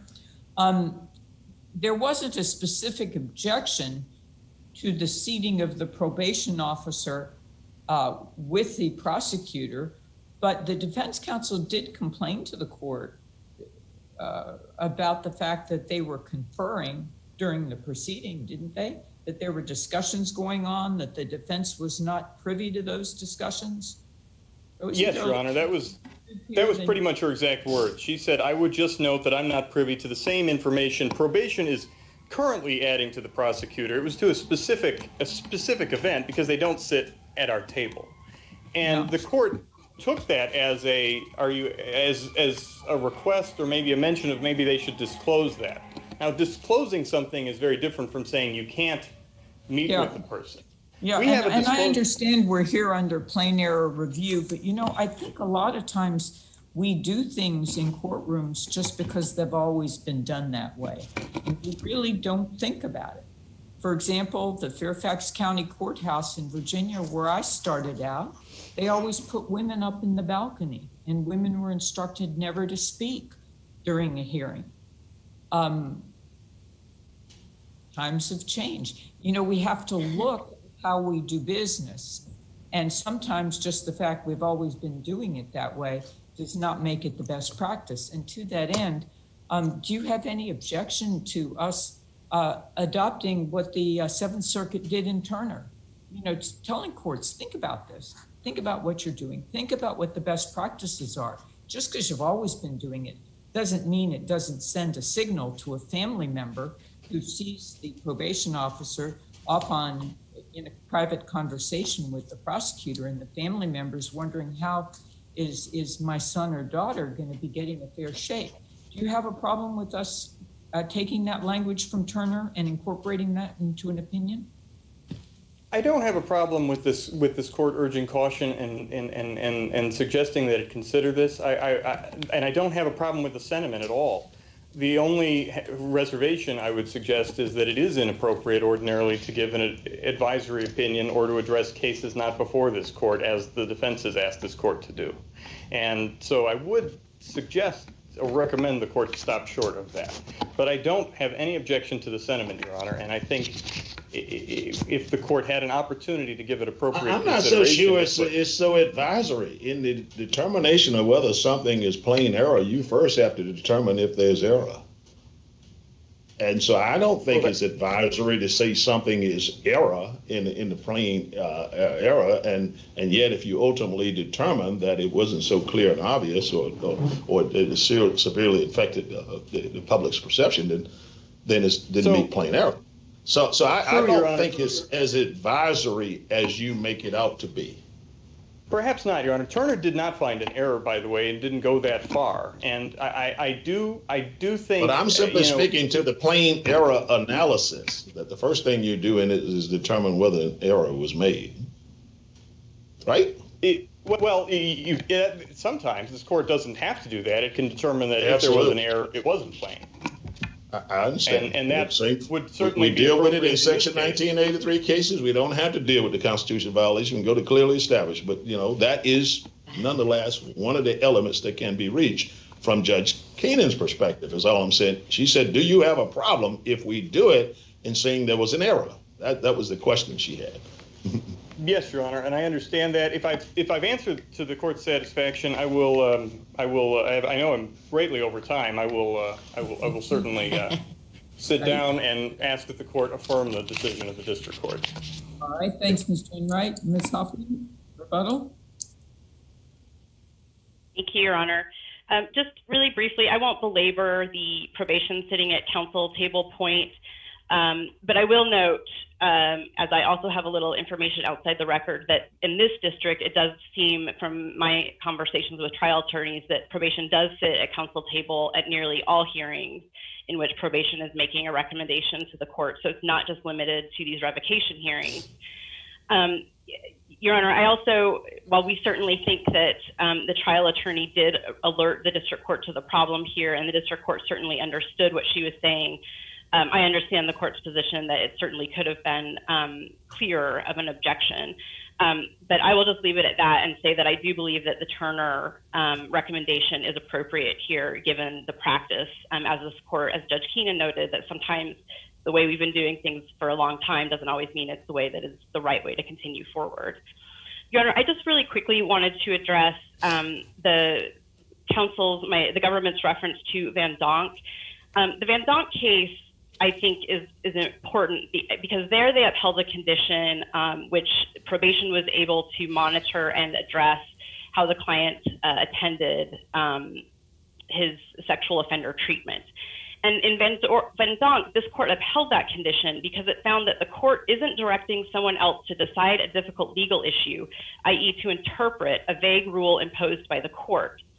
Instead, the court noted that the difference here is that the condition authorizes the treatment provider to interpret and set its own rules, not to interpret the court's rules. And in Van Donk, it noted that that was a major distinction between allowing the treatment provider to determine what the treatment would be versus the probation officer, because the treatment provider was just implementing its own parameters, its own program, whereas the probation officer would have been interpreting the court's whatever it thought the court meant. And that's precisely what the problem is here, is that probation is able to impose its own subjective view on what social networking is. And so under that particular parameter, I think that Van Donk actually supports our position, because here probation is called to decide a difficult legal issue, i.e. the determination or interpretation of the term social networking. And lastly, as to Hamilton, I would just note that Hamilton actually does not address the vagueness at all. Hamilton addressed an overbreadth challenge, and as we noted, that they upheld the overbreadth of the internet challenge. But Hamilton also addressed the Article 3 violation with regard to an employment condition. And there, the court, in fact, vacated the employment condition because the district court had not set sufficient parameters for probation to follow in implementing and monitoring that condition. And so with those points, I think that this court's authority demonstrates that the condition here was a violation of Article 3 delegation. The condition is not easily understandable and is vague. And also, we would just ask that this court consider the Turner language. If the court doesn't have any other questions, I will rest my case. Judges Wynn, any questions? No. Okay. Thank you, Ms. Hoffman. Thank you, Your Honor. Enright, counsel, you've both done an excellent job today. We appreciate your help, and we know you've had to put up with some technical issues in terms of our virtual setting, but your arguments were excellent, and I think you overcame well any obstacles that were placed in your path. So thank you very much. And Thank you, Your Honor. Take care.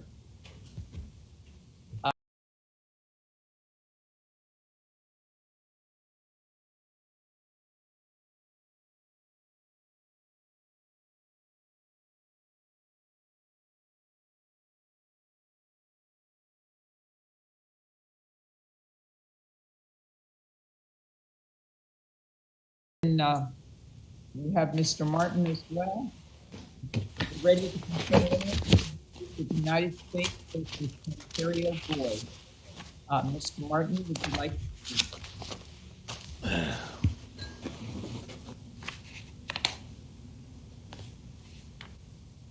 Thank you, Your Honor. May it please the court. Jared Paul Martin on behalf of Ontario Boyd.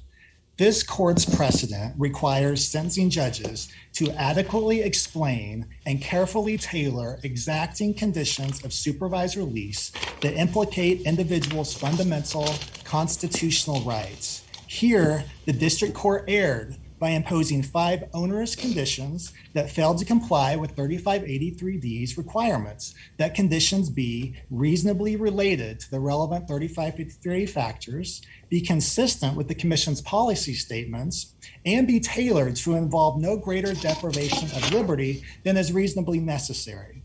The district court further erred by failing to meaningfully respond to Mr. Boyd's request that the exacting conditions be tailored to his individual circumstances. These errors preclude meaningful review by this court and fail to promote the perception of fair sentencing. Thus, this court should vacate all 5 conditions challenged in this case and remand for resentencing with respect to the challenged conditions. But because of limited time, Your Honors, I would like to focus on the district court's error in imposing a warrantless search condition, as we find the imposition of this condition to be the most egregious error. And the court's error in imposing the warrantless search condition really does underscore the court's errors as far as the other conditions. Even though Mr. Boyd's offense did not involve a computer, and even though there's nothing in the record indicating that he ever used a computer unlawfully, the warrantless search condition allows probation officers and law enforcement officers to rummage through Mr. Boyd's personal computer files and private emails without any suspicion of criminal activity. There was simply no evidentiary basis to support warrantless searches of Mr. Boyd's computers. In Bradley and Hill, this court has recognized that while a supervisee's privacy interests are reduced, the Fourth Amendment still protects them against unreasonable searches and seizures. Thus, before imposing conditions, the district court knows that supervisees have fundamental Fourth Amendment protections to be free from unreasonable searches. This Fourth Amendment protection provides a fundamental safeguard against officers' intrusive searches of a supervisee's home and computers, which store many, if not most, of the privacies of life. Thus, at sentencing, defense counsel requested that the court impose a less restrictive alternative to a warrantless search with no suspicion. Counsel requested that the supervised release warrantless search condition be tailored to, quote, be based on reasonable suspicion that's individual and specific to Mr. Boyd, end quote. But the court failed to meaningfully. So let me deal with this one just to say, I think you can agree that suspicionless searches, conditions of this type have been held to be reasonably related to the purposes of supervised release. In particular, Ollie, where you have a client here who has several prior probation violations, most recent of which he was acquired a stolen firearm and used it to shoot somebody. You would think this could help to deter him from engaging in any similar conduct in the future. So, I mean, doesn't that cut directly against arguing against this particular condition? And you say you're going to pick one of these things, but if that's what you're going to do, but you got to justify each one, or at least bring a reason as to why each one should not be applied. But answer that one as to, I mean, basically your client has a lot of violations, probation violations. Where are you going to take that now? Sure. I think the problem is, Your Honor, with this case, the overarching problem is that the court did not comply with 3583D's requirements, and the scant explanations that the court did give are insufficient. So I would like to talk about those two, including the probation violations that Your Honor mentioned. As far as the court's the first explanation. Excuse me, Mr. Martin. So what you're really talking about is two different things, aren't you? One is like procedural, whether the court procedurally did the right thing by just essentially relying on the standard conditions that they've been using in the Western District of North Carolina. And then the second part of your argument, is that correct, is that the requirement itself was inappropriate for this defendant. Yes, Your Honor, those are exactly the. If we agree with you that the court did not articulate an adequate reason, then do we send it back for further explanation? That's what I'm wondering at this point. Yes, Your Honor. Yes, if this court finds that the court procedurally erred in imposing these onerous conditions, then yes, I think that's where this court's decision would end, and it would be sent back. And that's what we're asking. We're asking for this court to remand these unlawful conditions. I'm sorry, to vacate these unlawful conditions and remand to the sentencing judge for resentencing as far as these conditions are involved. We really want to micromanage some of this stuff. I understand your point on the warrantless search requirement, but what is wrong with requiring somebody to work 30 hours a week, don't associate with criminals, and I know you want to knowingly, but that's implied.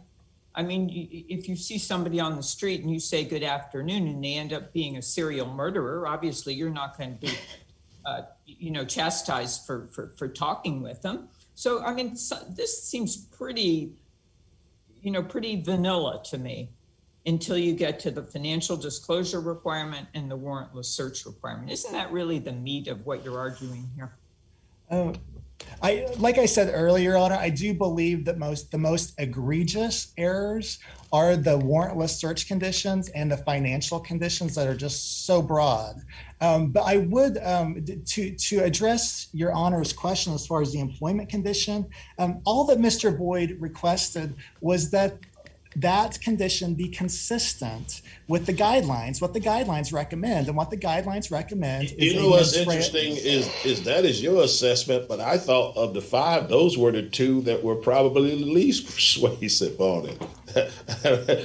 I thought that the full-time employment of it, I mean, made it really kind of different. I could go to either one, the interaction of other felons and the risk notification probably had a little bit more oomph to it than the ones you bring, but you think those are and particularly the financial disclosure one, I'm just telling you, from my perspective, when I looked at it, I thought that was the least persuasive one you had.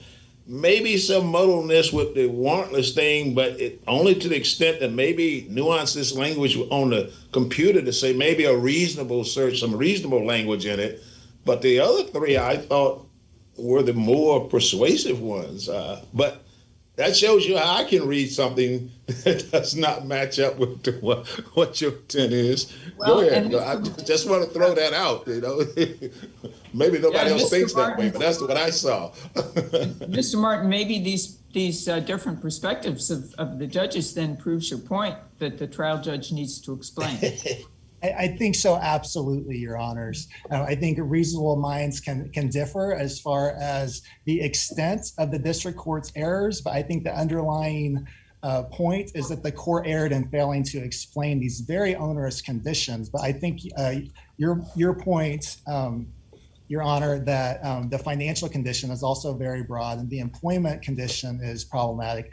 I completely agree with that. And just as far as the employment condition, because I believe both of Your Honors touched on that, Mr. Boyd has the right to engage in any of the common occupations of life. And the court the court failed to impose a lesser restrictive alternative as requested by Mr. Boyd. The employment condition involves fundamental rights, and the court failed to base the specific condition on facts from the case and failed to narrowly tailor the condition. Thus, the court violated the requirements under 3583D, and that's really the issue with all of these conditions is the court failed to comply with 3583D. But I also like to get back to the procedural error because the explanation that the court gave is insufficient. As far as the court's first explanation, the court stated that it imposed the conditions because the court believed that the district court's standing order conditions are warranted in every case.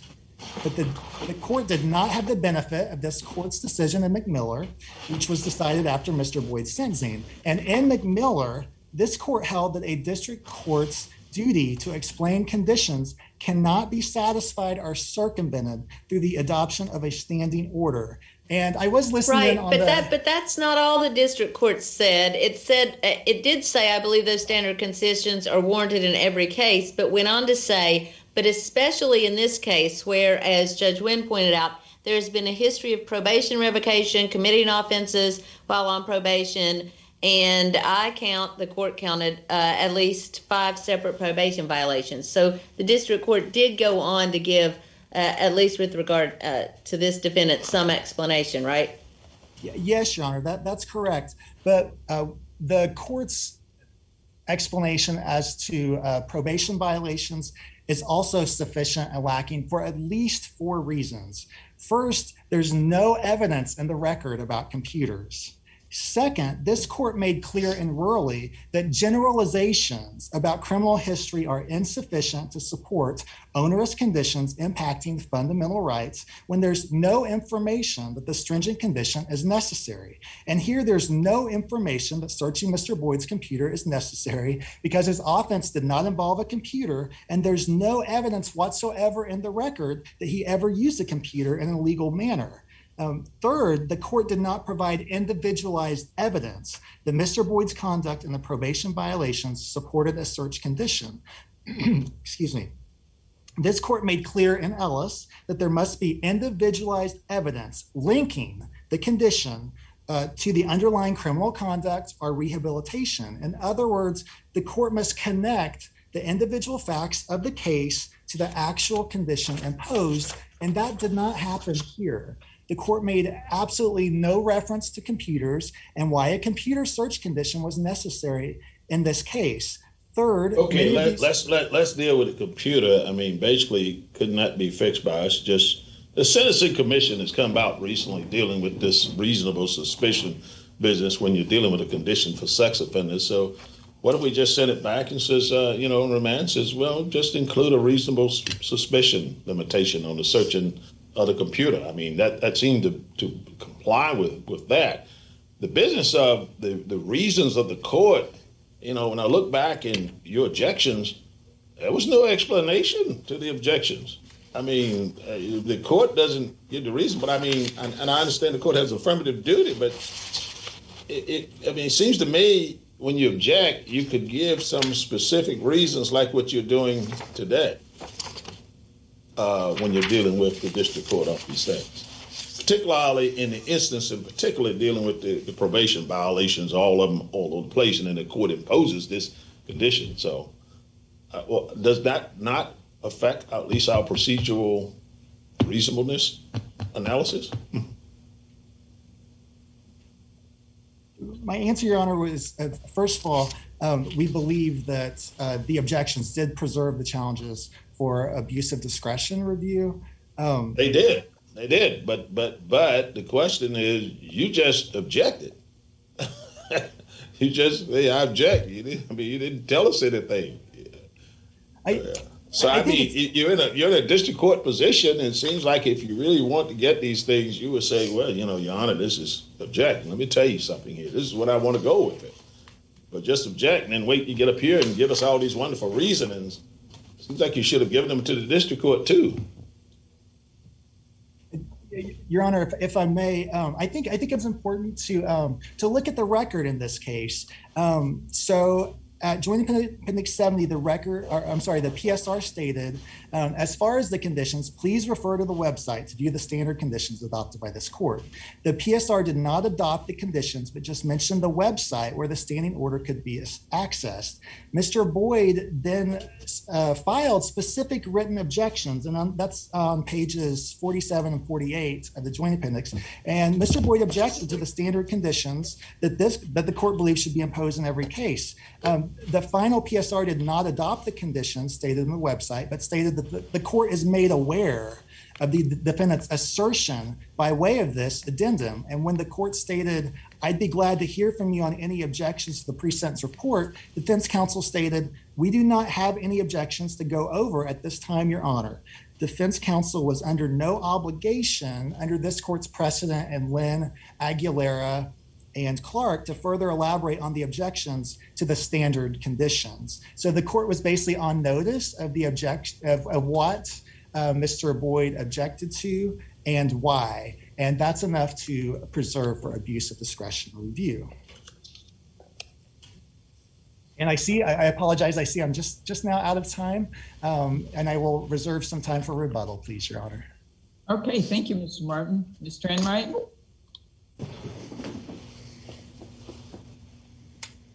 You're muted. I'm sorry, Your Honor. May it please the court, Anthony Enright for the United States. You'd think I'd know that, having just done it before. I want to start by addressing the district court's comment. The district court did say, in beginning its comments about the warrantless search condition, that the conditions are warranted in every case. And that is not this court's standard. And the reason the court's explanation was nevertheless sufficient in this case is because it went further and made an individualized determination in this case, similar to the decision in Van Donk, where the therapy provider said, I think adult pornography is inappropriate in every case, and I make that a rule in every case. Well, because the district court said that it was particularly warranted in his case, this court upheld it. And that's what happened here. The district court also, its explanation for its conditions wasn't limited to the statement it made in response to the defendant's, what I view as a clearly gratuitous request for an amendment of the warrantless search condition, not an objection to it, certainly not one based on any statute, any guideline, or any constitutional provision. But the court prefaced its discussion of the sentence as a whole with its reasons, with the things it considered, the pre-sentence report, the psychological evaluation, the objections, the written sentencing memorandum, and the pre-sentence report, his history, his characteristics, his allocution, his childhood, Let's look at this specific probation violation. Take this condition number 11, where the court imposes this, says it shall work full-time, at least 30 hours a week of lawful employment. And what the defendant asks is, why don't we add some language or actively pursue such employment? And I guess that's because we all know it's not easy to find a job when you've been a felon, and particularly in field.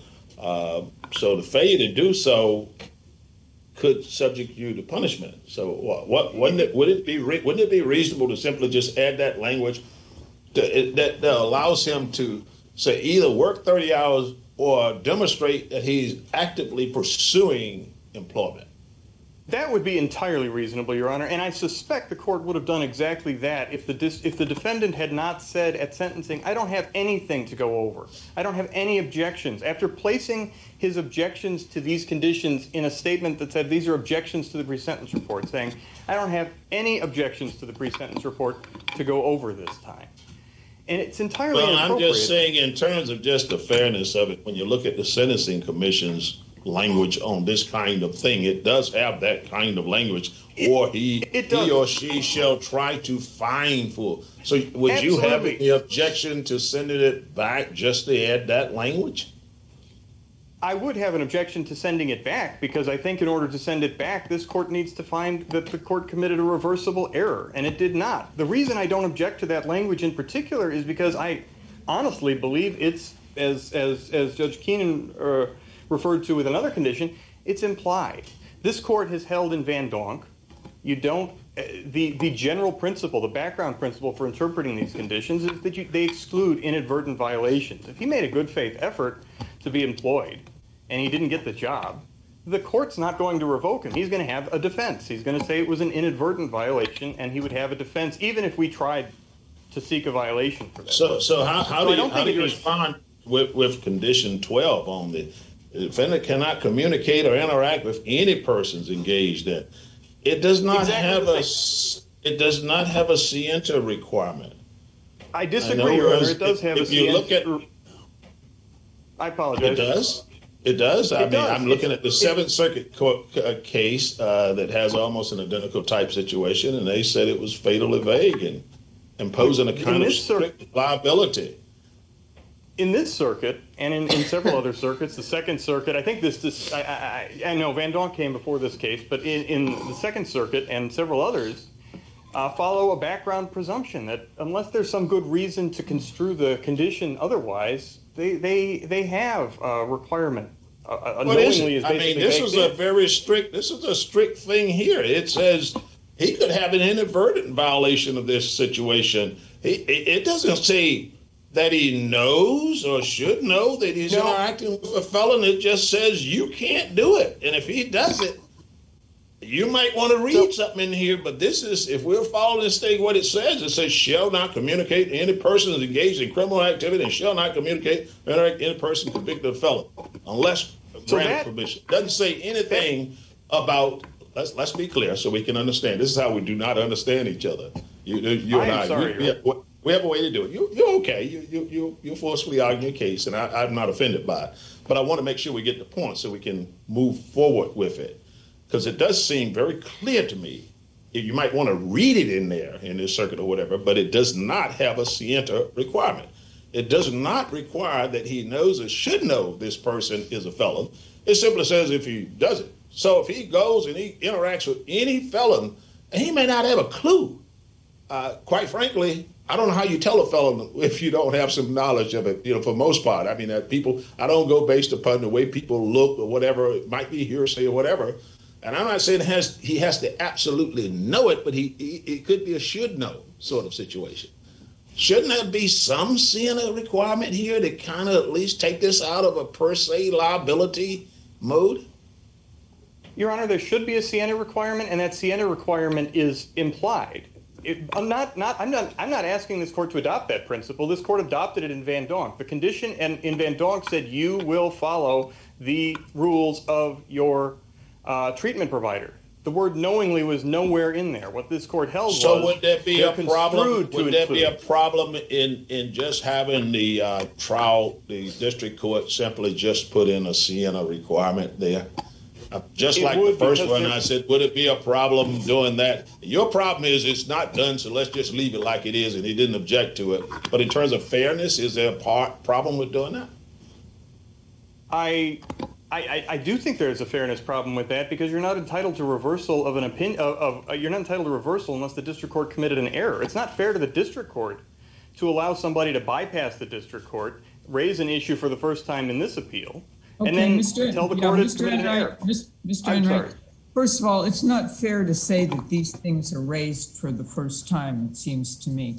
There were written objections, and what you're asking us to do is impose a reminder that the defendant No, Your Honor. is going to have to say, well, wait a minute, Judge, we filed these written things earlier. We need you to address them too. But that's not the main point I want to make. The main point I want to make is Judge Wynn's making some it seems to me, very common sense and very fair observations.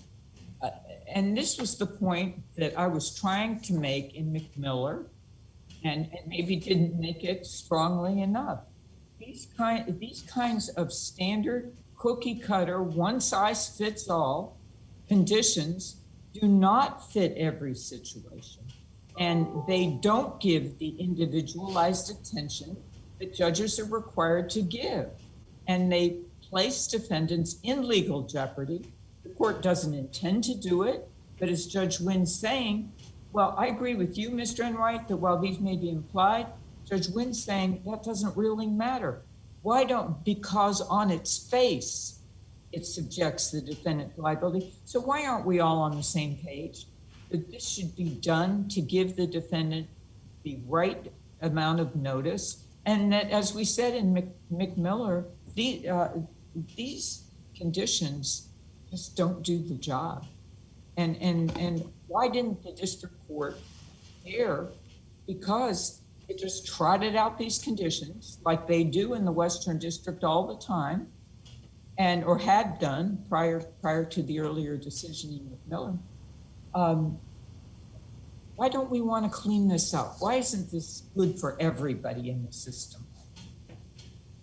So, Your Honor, your question has a few parts, and I'd like to take the opportunity to address all of them because I think they're all very important. The first is I believe Mr. Boyd was sentenced before this court's decision in McMiller. I'm 100%, it's the same judge, Judge Conrad. I'm 100% confident that he got the message of McMiller. No, I'm assuming it was done before. Absolutely. Yeah. I'm not assuming any bad faith on the judge's part. He's got enough job to begin with. Certainly, and Your Honor, the court does use the court uses the standing order for language. So it's not drafting language, the kind of things that can, escape you if you're just sitting on the bench.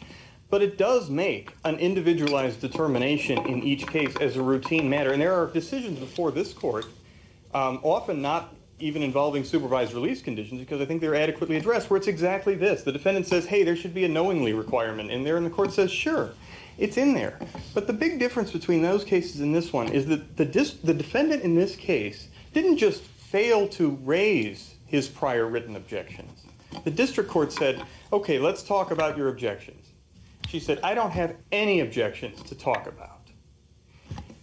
That is the only reason these minor things, these things that are reasonable and easily could be addressed, we wouldn't object to adding the word knowingly in there. Our position is that knowingly is already in there. That wouldn't change anything. And we haven't objected when the defendant has actually raised that in a way that doesn't steer the district court away from objecting. What I think would do everybody good, to paraphrase Your Honor, would be to require the defendant to simply tell the district court what he's saying to this court.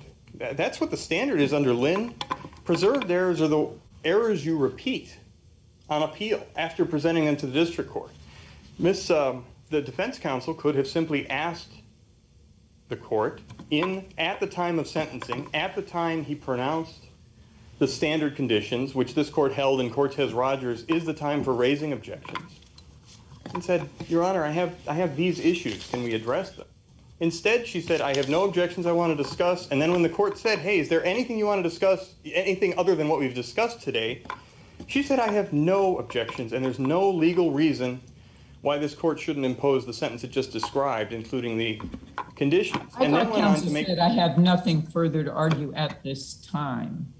Didn't counsel say something? She said, specifically, we do not have any objections to go over at this time. And that was the time for addressing objections. But that already Your Honor, the district court would... I agree with you. Better practice for counsel to say, remember, Judge, we filed some written ones. But when has a court ever said that you waived something if you filed it in writing and you haven't withdrawn it? That's not our position, Your Honor, and that's not what the defense attorney did. She filed it in writing, and then she told the court we have no objections to go over at this time at sentencing, which is the time for going over the objections, especially when the primary argument, or one of the primary arguments she's raising on appeal, is that the district court didn't go over its reasons for imposing these conditions. So there is a reminder requirement, you're saying. There's a reminder requirement. No, Your Honor, had she said nothing, the district court put her on notice, this is the time to talk about objections. Had she said, I just want to rest on my briefs, I don't want to talk about them any further than what I have in my briefs, which is a common practice, many times occurs, that would have preserved it. She made the affirmative step to dissuade the court from talking about the objections. It's totally unfair, both to the district court and to any party who might have anything to say about that, including us, who would have an opportunity to say, wait, we don't object to adding a notice or a knowing requirement to this. to basically steer the court away from discussing the issue and then complain that the district court didn't adequately address them. And even apart from error preservation requirements, even apart from waiver, the standard is under the Supreme Court's precedent. This precedent is: did the district court adequately address or consider the arguments of counsel and have a reasoned basis for its decision-making authority? When defense counsel says so little and doesn't even think that the objections she made are worth discussing at sentencing and says we don't need to discuss them now, a very cursory response is appropriate because the arguments are very thin. Similarly with the let me understand where that goes in terms of probation violations and what goes on. If I understand you correctly, at least in terms of where you're going, and I know you're not going to the extreme on it, but essentially, if there are conditions that we find do have some element of vagueness to it, as we pointed out with regard to the full employment, you could read it in some case law in terms of, well, there is this requirement that you can actively pursue that the Sentencing Commission has now added in, or even with the interaction of felonies, you can say, well, there's some case law that you don't just read what the words. It's not a per se. It has a Siena requirement, even though we don't see it, and plus you didn't object. And then you deal with the risk to others' whole business, and the Eighth Circuit has dealt with that in some extent and says, there's no risk. There's no definition of what the risk is. What is the level of risk we're dealing with here? And so if I understand you correctly, you could take it even worse situations of this.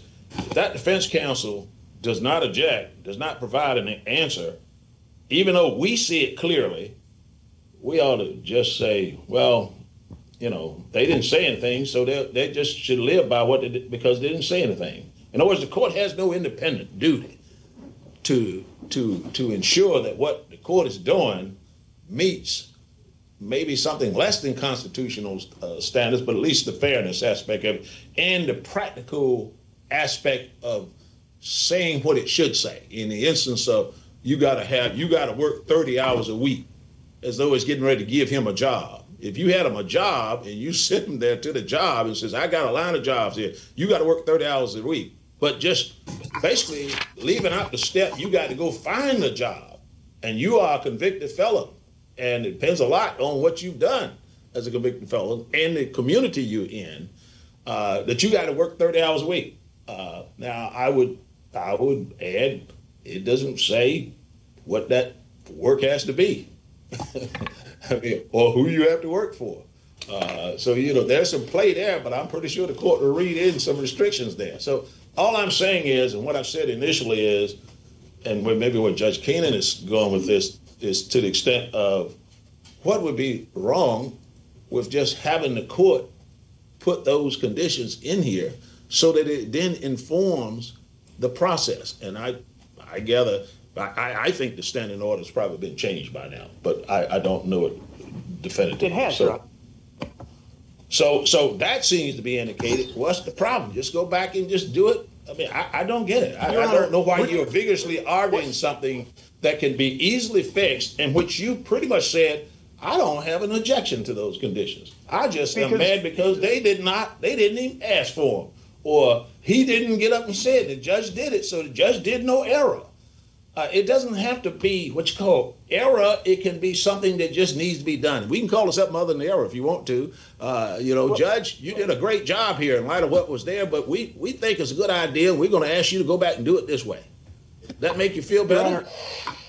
No, Your Honor, and I don't want to. If I've suggested I'm mad about something, I certainly didn't mean No, to. I mean, in terms, I use the word. I didn't. Hold a minute. Let me make sure I clear, because I don't want you to indicate is anything on being mad. I didn't mean that word "feel better" in the sense of you were mad. I meant, does it meet with your agreement to any degree that if we just send it back and says, add these little things that it seems to be no objection to it, just to make it more comport with the standing order and perhaps with some of the sentencing guidelines, conditions. No, No, Your Honor. With respect, I think it would have exactly the opposite effect, because what it would send the message is that an entirely appropriate way to do this is to dissuade the district court from addressing the issue, raise it for the first time in the Fourth Circuit, and have the Fourth Circuit send it back, conveying the objection that the defendant could have clearly made directly to the district court's face.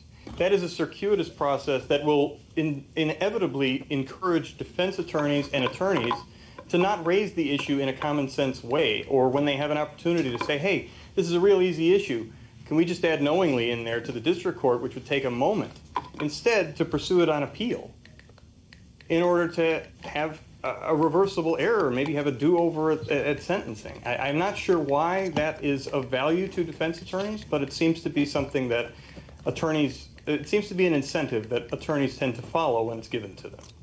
So perhaps because not all defense counsels are created equal in terms of their representation, and yet the object of the court is that if the court sees it over and over again, and the court sees that something isn't being done, you just sit there and listen as though, well, he didn't say it, so I'm not going to do it.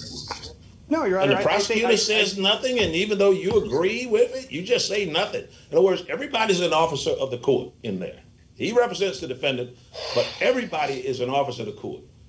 And for the court to sit there blindly as though it is powerless to do what might be fair or what seems to be right, and the prosecutor to sit there as, well, you didn't ask for it, so I'm not going to press it, even though I would say this is what I would put in there.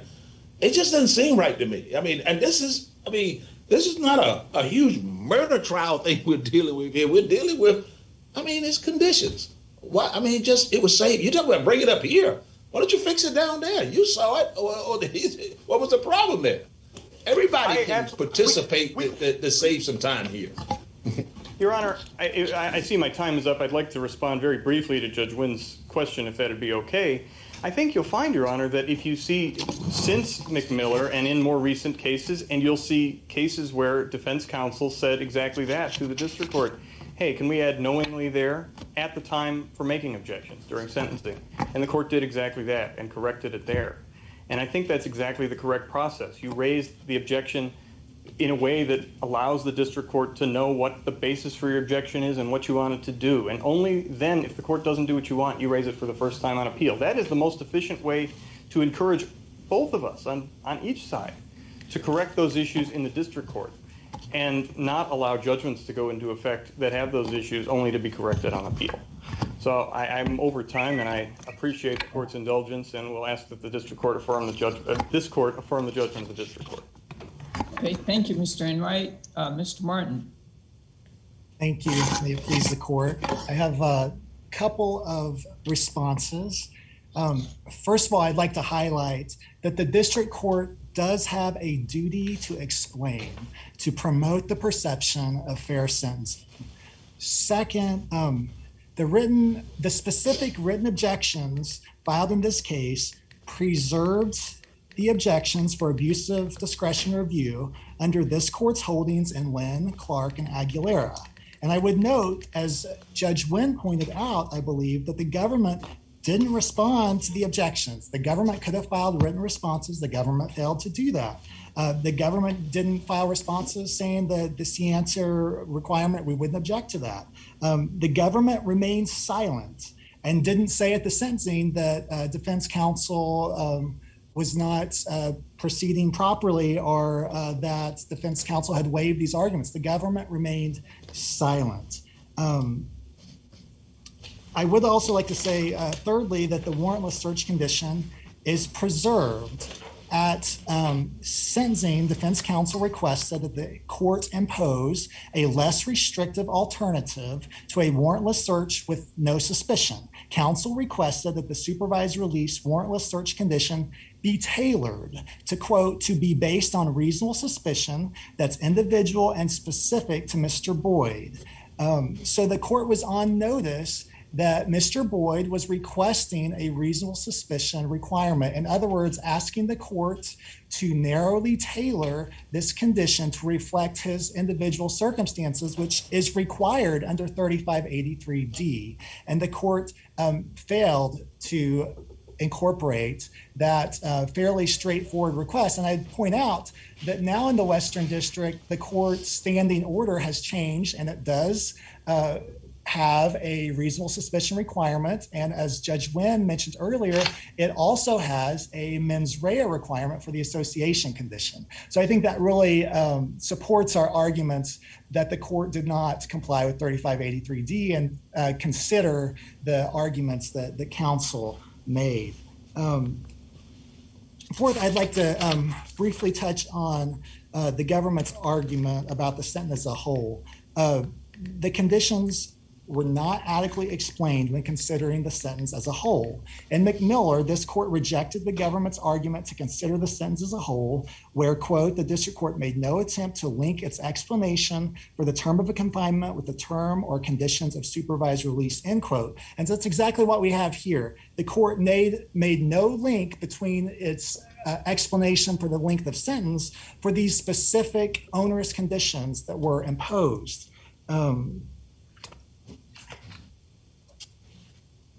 In closing, Your Honor, I would like to say that what Judge Keenan said early really did resonate with me, that always doing it one way doesn't make it right. And that's what happened in this case. The court always imposes these conditions and believe they should be imposed in every single case, and that doesn't meet 3583D's requirements. The overarching purpose of supervised release is to provide a rehabilitative bridge, but supervised release is also supposed to promote deterrence and protect the public.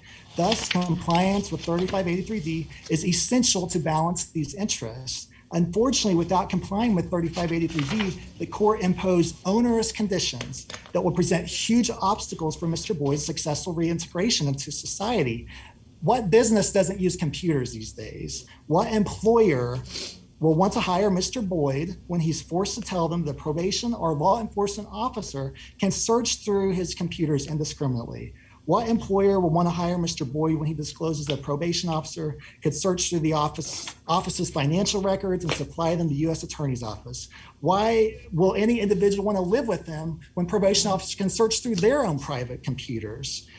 Life after prison, as Judge Wynn noted, is often not easy for our clients, and these unnecessary conditions will likely disrupt their lives by negatively affecting limited employment opportunities and interrupting personal relationships.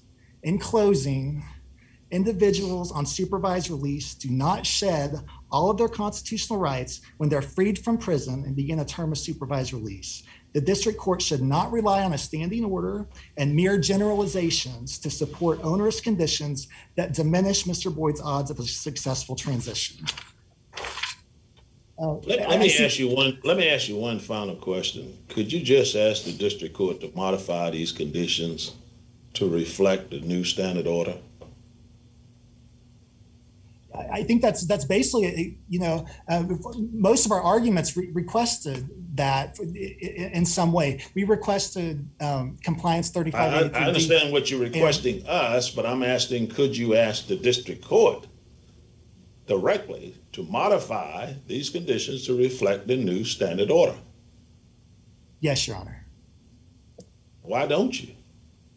I think hopefully this court will remand for the court's error, and I think hopefully this decision will put the court on notice of its obligations under 3583D, and remind defense counsel to bring up the Sentencing Commission's policy statements. But I will say in this case we did object based on 3583D, as well as object to the warrantless search condition. Okay. Okay.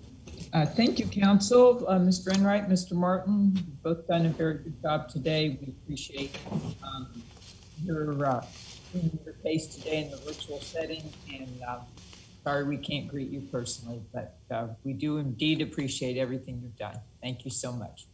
Thank you, Your Honor. Thank you, Your Honor. Right, we'll be proceeding next in the case of Leslie Stencil. Mr. Gilbert. Thank you, Your Honor, and may it please the court. I'm Joseph Gilbert, and I represent Robert Stencil in this matter. Mr. Stencil is asking this court to do two things.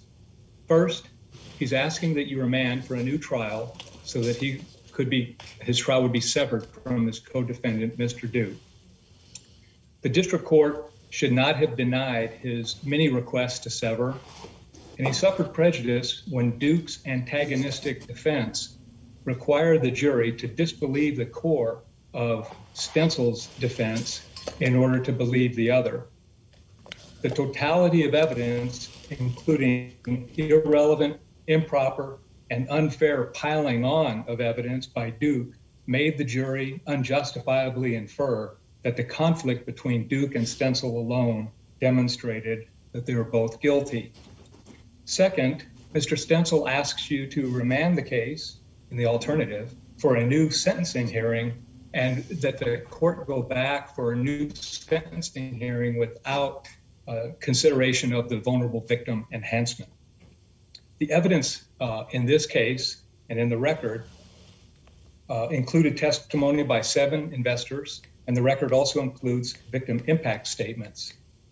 The district court at sentencing failed to identify even one investor as an unusually vulnerable victim in this case.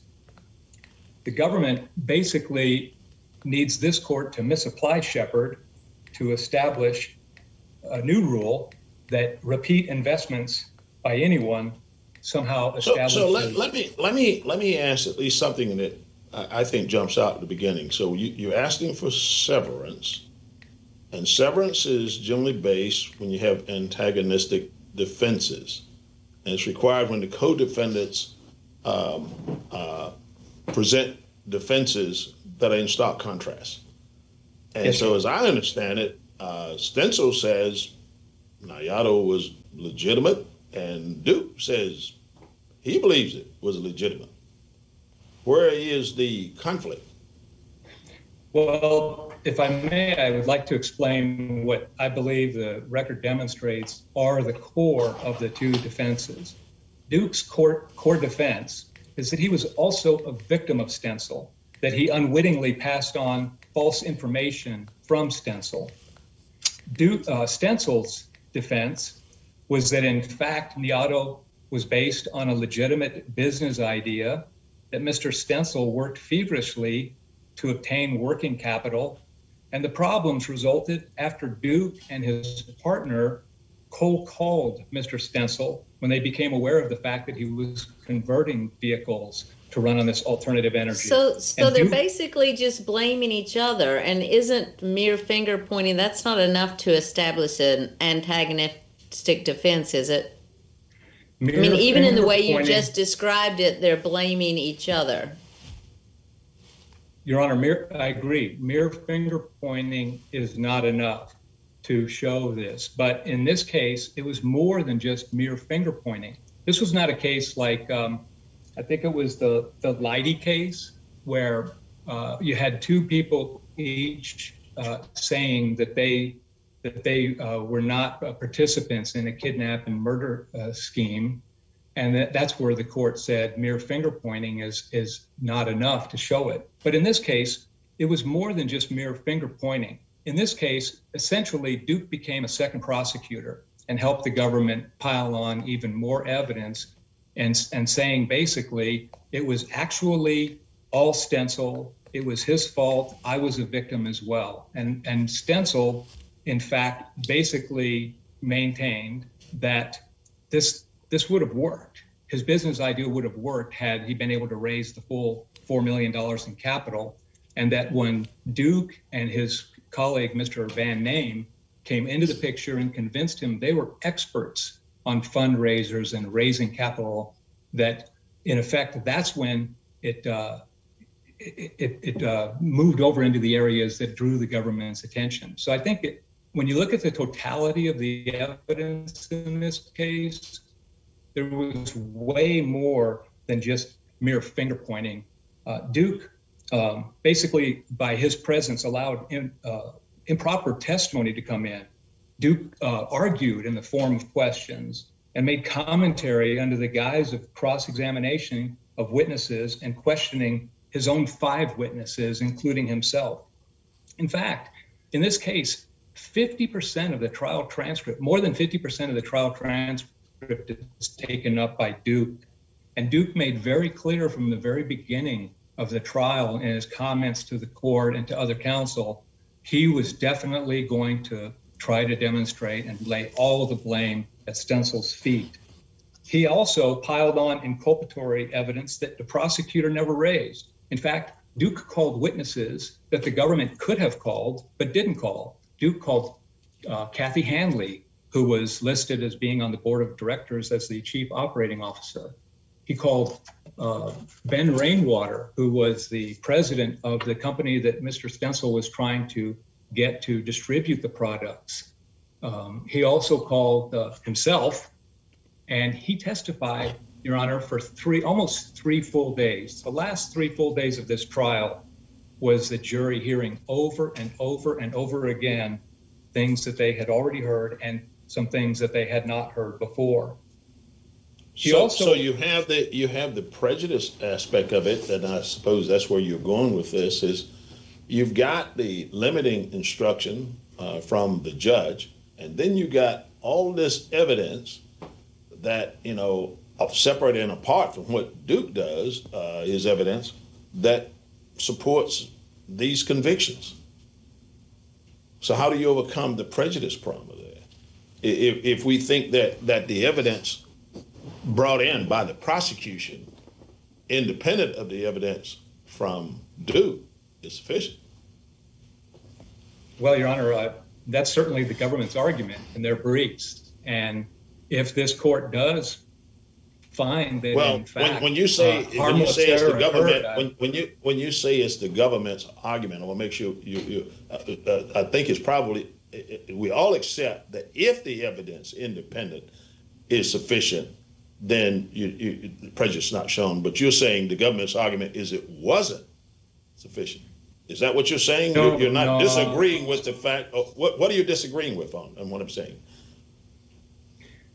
Your Honor, we're disagreeing with the whole notion that the government created in this case. Their whole argument at trial and now is that this was a sham from the very beginning, and that Leslie created this. I'm sorry, Mr. Stencil goes by the name Leslie. Let me ask it differently. Was the evidence, does the record show that the evidence independent of that submitted by Duke was sufficient to convict your client? Mr. Stencil maintains that it was not, Your Honor. That in fact, had the trial proceeded without Duke, that the jury would have in fact found that Stencil had a legitimate business, that he... So what is the standard there? What is the standard? When you say the jury would have found, you're saying no reasonable jury would have found him guilty without that testimony? Yes, Your Honor. Is that the standard? I'm just asking. I'm just asking for your take on it. I believe the standard is that no reasonable jury. I cannot say the jury might not have found him. I cannot say the jury probably would have found him, but Stencil's position must be. Well, make sure, I don't want to get lost in terms of words and semantics here. Are you saying you cannot say that no reasonable jury could not have found him guilty? No, Your Honor. I'm saying that that's not the law. I'm not arguing that because that would not be the law. I'm saying that Mr. Stencil's burden is to show that no reasonable jury would have convicted him, and that is his position.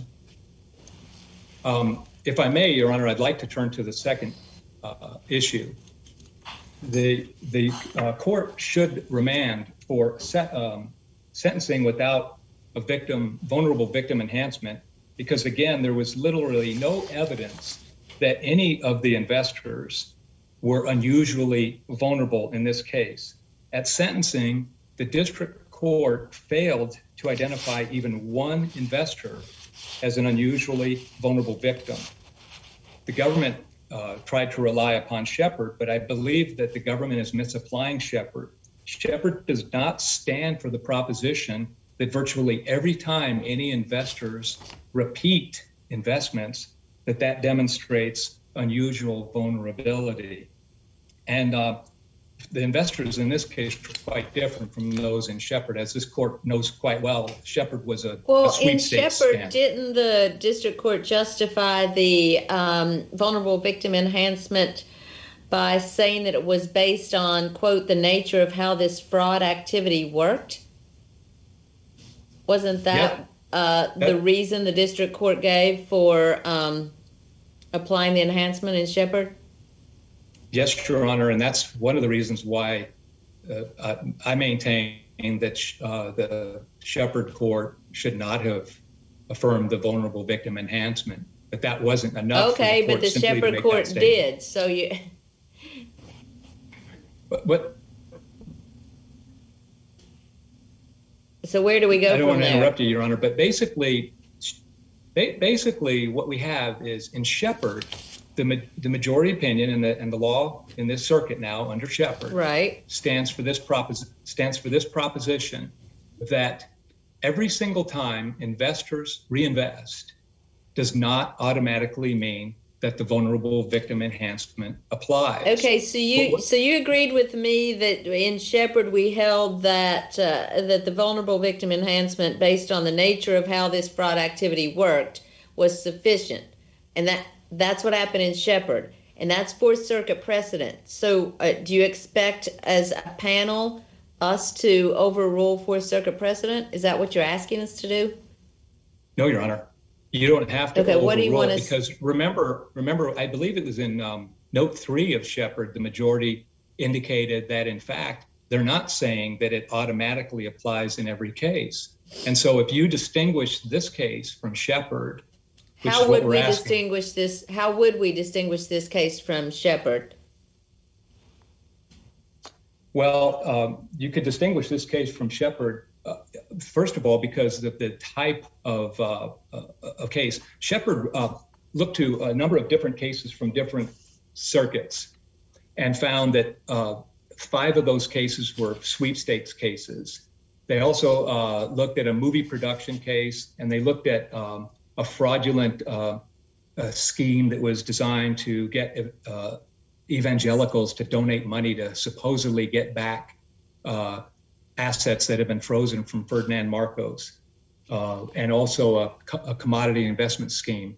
But Shepard, the people who would have invested in Shepard were clearly unusually vulnerable. People who would fall for a sweepstakes scam and immediately send money as soon as they're told on the first call, you're a winner. You won the prize. All you've got to do is give us a little bit of money to make sure that we cover the costs and pay the IRS taxes, et cetera. Those type of folks are clearly the type of people who are much more susceptible to frauds. So did reloading occur in this fraud in this case? Your Honor, if you define reloading, which I believe the government, and I'm not going to quibble about this, if you define reloading as people investing more than once, we had one investor who had built his own business in HVAC, invested 7 times. He testified at trial. Nothing that he testified demonstrated he didn't understand what was happening. Well, how would you define reloading if it's not in the way that the government and we in Shepard define it? How would you define it then? I'll accept that definition, Your Honor. I'm sorry, I don't mean to quibble over that. But Mr. Gunder testified at trial that he understood the pluses and minuses of investment. He did invest 7 times. There was also another investor who testified, Mr. Grassfeder, who invested 2 times. And then there was one investor who, Miss Green, I believe, who stopped. She started to invest a second time, but then she got a call from Inspector Heath. That's how this whole thing started. And he told her, hey, I think this is a fraud. So she stopped payment on that. But none of those 3 people were any different from people in the general population. All of them responded because these folks that were calling from a list of people who were supposedly sophisticated investors under the term as defined by the SEC thus allowing They were a private different placement from memo. people in the general public because they'd already been identified as easy marks. They'd already given once before. So Well, that's how you distinguish them from other people. That's why it's a reloading fraud. Well, I respectfully suggest, Your Honor, that if when you take these particular investors and the facts of this case, if this court finds that the mere fact that 3 of them invested more than once, that makes them unusually vulnerable, then you're going right down the line that the government's asking you to do. And they're asking you to change Shepard to suggest that any time the government can successfully prosecute any investment endeavor, that in fact, if they succeed in getting a conviction, then automatically the vulnerable enhancement is going to apply. And Shepard specifically didn't go that far. The government is asking you to modify Shepard to make it so that there will always be a vulnerable victim enhancement anytime the government successfully prosecutes a fraud and at least one person invests more than once, without any question about why that person might have invested more than once, without any showing. Do you agree that our standard of review is clear error for whether the victims were vulnerable?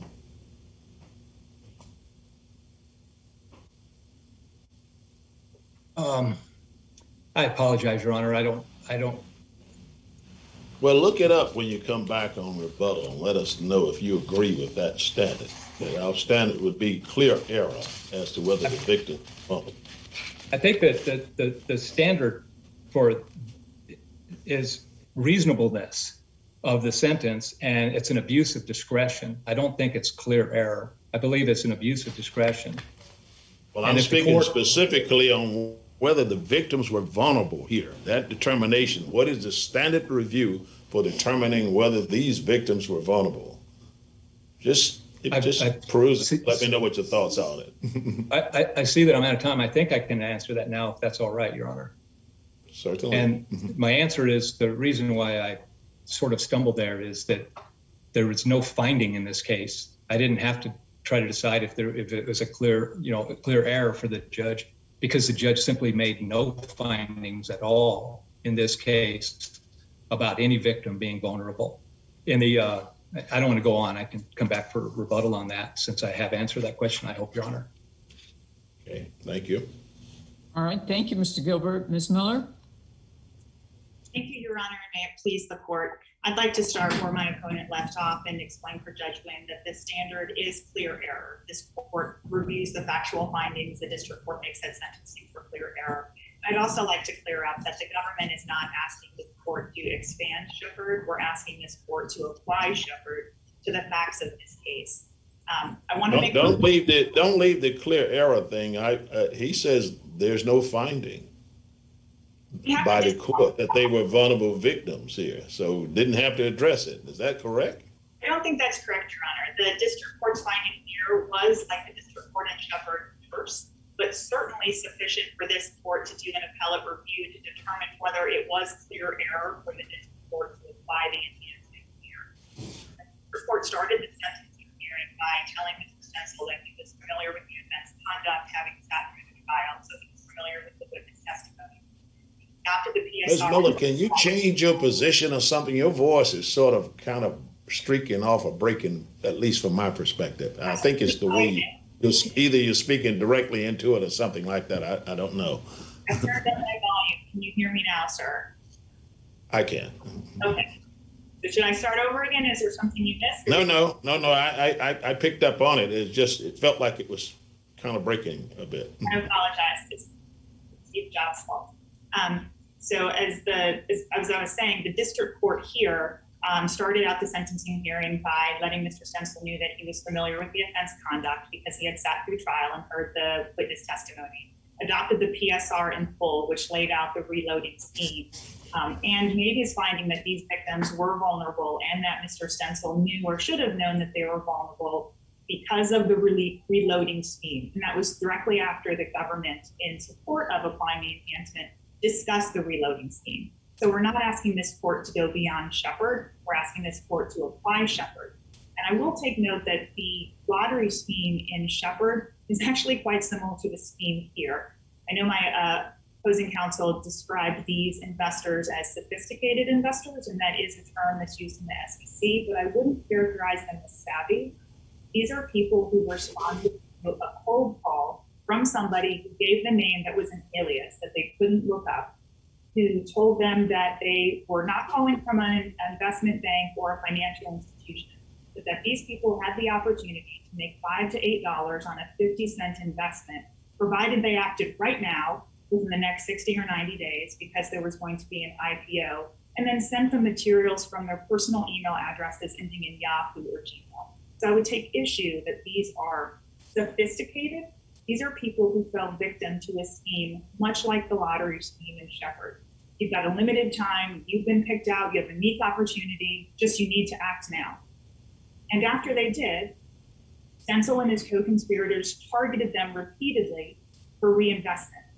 And so we're not saying that every single victim who responded to this scheme is a vulnerable victim, but certainly those who were reloaded multiple times. Unlike Shepherd, where there was no information in the record, I believe, of particular victims, here we had 7 victims testify. We also had Exhibit 67, that the government introduced into evidence with the expert report, which identified every investment and commission payment during the course of the conspiracy, which shows that of the— Now, opposing counsel said that at least a few of the victims who testified said that they knew what they were doing and they were sophisticated, and I guess the implication being they're not vulnerable then. What is the government's response to that? Your Honor, I don't think the victims who testified said that they were sophisticated. They said that they had invested before. But they also testified that this was a hard sell, that every time someone called them, there was a lot of pressure. You have to act now. Time is of the essence. And so I think it's very similar to the lottery scheme, right? It's a unique opportunity. You have to send us money. You have to do it now. So certainly these were people who were deemed sophisticated or accredited investors because they had a certain amount of money and a certain amount of income. But I don't think having a healthy bank account and a steady job makes you immune from a high yield investment scheme, what we have here. I think your voice is going in and out. I think maybe just because you're not close enough, maybe to the mic or something, but I can hear you. It's just sort of hard. Okay. How am I doing now? You're doing good now. Better, fine. Thank you. Would you like me to repeat anything I said? No. I heard you. It just was difficult at times. Okay. I will try to project my voice and speak louder if that would help as well. Okay. So again, we're not asking this court to expand Shepherd. We're simply asking this court to apply Shepherd to the facts of this case. And I'm certainly happy to talk about the severance issue if any of the judges on our panel have questions about that. If there are no further questions from the panel, we would ask this court to affirm Mr. Stencil's conviction and his sentence. Let me ask one question, not to prolong this, but tell me the individual that you contend that Stencil knowingly and deliberately reloaded on. Sure. Well, of the 140-some total victims, I counted through Government Exhibit 67, and I found about 53 who were reloaded. 13 of them were reloaded 3 or more times, one as many as 18. And we had co-conspirators testify that in 3 or 4 instances, Stencil actually reached out to investors who had already invested and then talked to them to get them to invest again or to invest more money. And we also have testimony from the co-conspirators and the victims that Stencil signed the stock certificates to the victims. So he was well aware that they were being reloaded. He held conference calls and produced press releases so that the co-conspirators could go back to the victims and provide the new and exciting information that was necessary for them to reinvest. So I don't think there's any question that there was sufficient evidence in the record here that Stencil knew, or at least should have known, that these victims were being reloaded. He signed every stock certificate. Thank you. So if there are no further questions, we would ask this court to affirm Stensel's conviction and sentence. Thank you. Hey, thank you. Mr. Gilbert. Thank you, Your Honor. I'd like to first address what the district court did when it came to making the decision about the vulnerable victim enhancement. The district court did not identify a single vulnerable victim. The district court did not make any assessments whether Stensel knew or should have known of such unusual vulnerability. And I'd like to quote from the record for you the totality of what the court said about this. At page 3928 of the record, the district court said, quote, "There was ample evidence to show they were vulnerable victims," end quote. And then the court made no findings of fact before concluding that Stensel should have known or knew of the victim's vulnerability. The court said, quote, "With this reloading scheme that went on, the defendant should have, if not known, should have known of the vulnerability of these victims." This record does not explain which victims were targeted multiple times. The government exhibit 67 that Was that explained in Shepard? I'm sorry, sir? Was it explained in Shepard? Does the record reflect it? I mean, the court pretty much said there, when it says there's no clear error in the district court's determination that some victims were particularly vulnerable and that Shepard was aware of this vulnerability. Seems Well, like Your what Honor, you just read is what happened in Shepard. It does, Your Honor, and you probably won't surprise you that I agree with the dissent in Shepard. However, I think that Shepard, again, a It sweepstakes does surprise scam me because if you agree with the dissent, you also agree we can't do anything with the majority. No, but I think that you can distinguish this case from that. And I think that the distinction in this case is, again, because of the fact that this was not a sweepstakes scam. The people in Shepard, and as Shepard itself explained, as far as that one case goes, Shepard said, in this particular case, it's clear that these folks were unusually vulnerable. They were gullible. They were the type of people who would respond to an initial call asking for money about this and would believe this fanciful notion that they had won this investment scheme. And most of the cases that were discussed in Shepard by the majority were all primarily sweepstakes scams. So I am asking this court to distinguish Shepard. If I can just wrap up, I would like to say the government is asking you to find that every victim is unusually vulnerable if you look at the facts of this case. And that would establish new law. And so with that said, Your Honor, I would ask you to grant the relief we requested in our brief. Thank you. All right, Mr. Gilbert, thank you very much. The court would like to commend both counsel for their excellent presentations today.